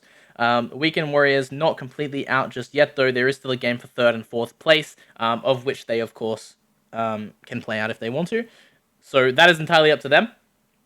They will go up against the losers of the next semifinals, and Massive will go up against the winners. Now, I do have confirmation on who won the tiebreaker, so it will be coming up next week, unfortunately, which we wanted to get it done this week. But coming up next week, it will be Weekend Warriors. Sorry, not Weekend Warriors. My bad. Massive. No, I'm completely losing my train of thought. Coming up next week will be Avalanche, the winners of the other group, going up against the winners of the tiebreakers, which was QUT. So QUT versus Avalanche. Feel free to tune into that again next week, same time, same day, so 6:30 p.m. AEST on a Tuesday, although the streams typically start about 15 minutes before that. But back to the main point. Huge congratulations, Massive. Very well played. Reverse sweep coming in there. And I really, really just want to give it to Mind Goblin in game 2 and 3. Yeah, definitely. Lucas, Pirate Pat, they all did their job. They did it amazing, but Mind Goblin just showed consistency after the first game. He got styled on just a little bit. I'm sure he probably felt that one after knocks on the Karthus, but they really brought it back, and I want to say a huge congratulations to them. Yeah, same. It was very impressive to see him like be able to turn that around. Like what could for many people turn your mental and make the next few games even harder for you. It's very impressive to see how well he did in these last 2 games. Being like honestly, especially in the second game, very much an instrument of what tipped the game in his team's favor. And even this game, like able to pick up 2 early kills. I think he was, I guess what you'd say is the MVP for Massive this week. Yeah, without a doubt. After, like I said, after game 1, he definitely was. Sorry about that. He definitely was the MVP in game 2 and game 3. All round played really consistent. But honestly, MVP doesn't mean a whole lot when you take into account the fact that the entire team played amazingly game 2 and 3. Also, huge congratulations to Weekend Warriors for making it this far as well. They played game 1 flawlessly. Game 2 and 3 obviously fumbled a little bit. It is what it is. It happens. They can't be, not everyone can win. There can only be one winner. But yeah, congratulations to everyone.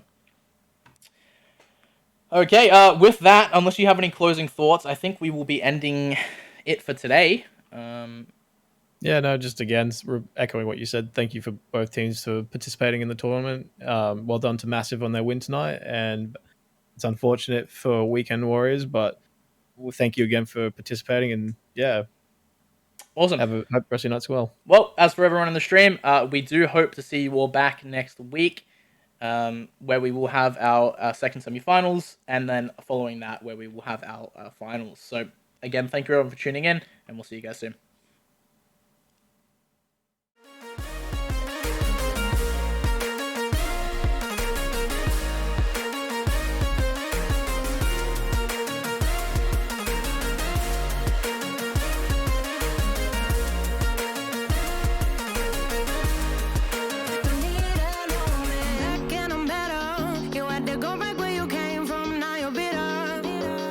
Out of sight, out of mind for real. Yeah, I wouldn't wanna be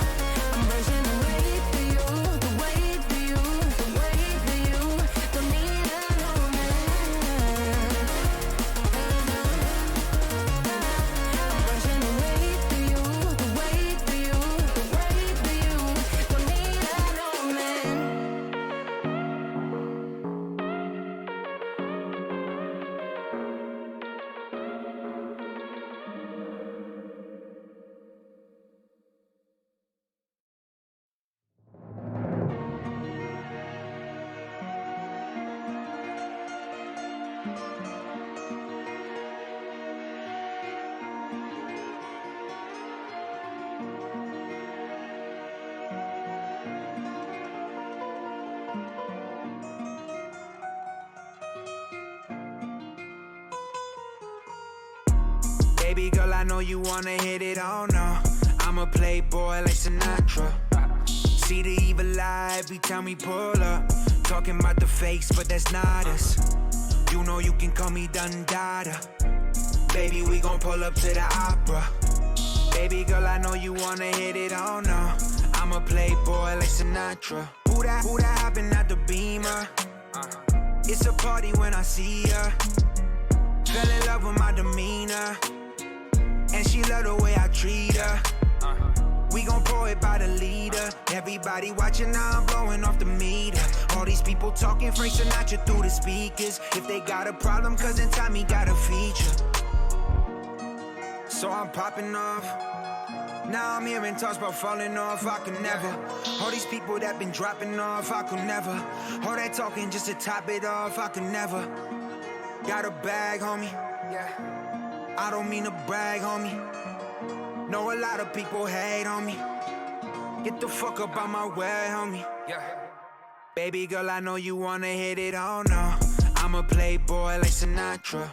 See the evil eye every time we pull up. Talking about the fakes, but that's not us. You know you can call me Dundada. Baby, we gon' pull up to the opera. Baby girl, I know you wanna hit it, oh no.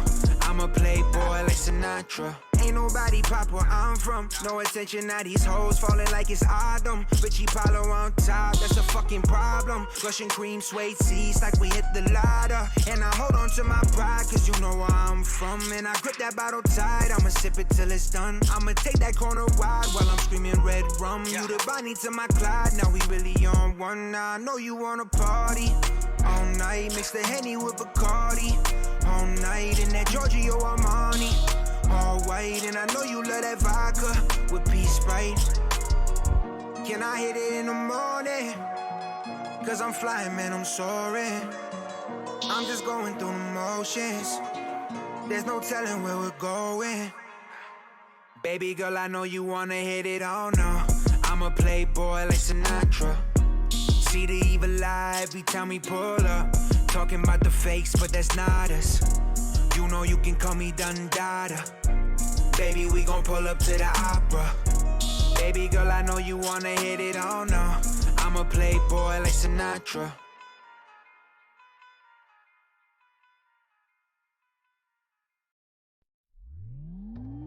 I'm in a night. Let's spark a light and see where it leads. Just you and me, hiding behind the curtain. A world so uncertain. Come and see where this leads. The circus.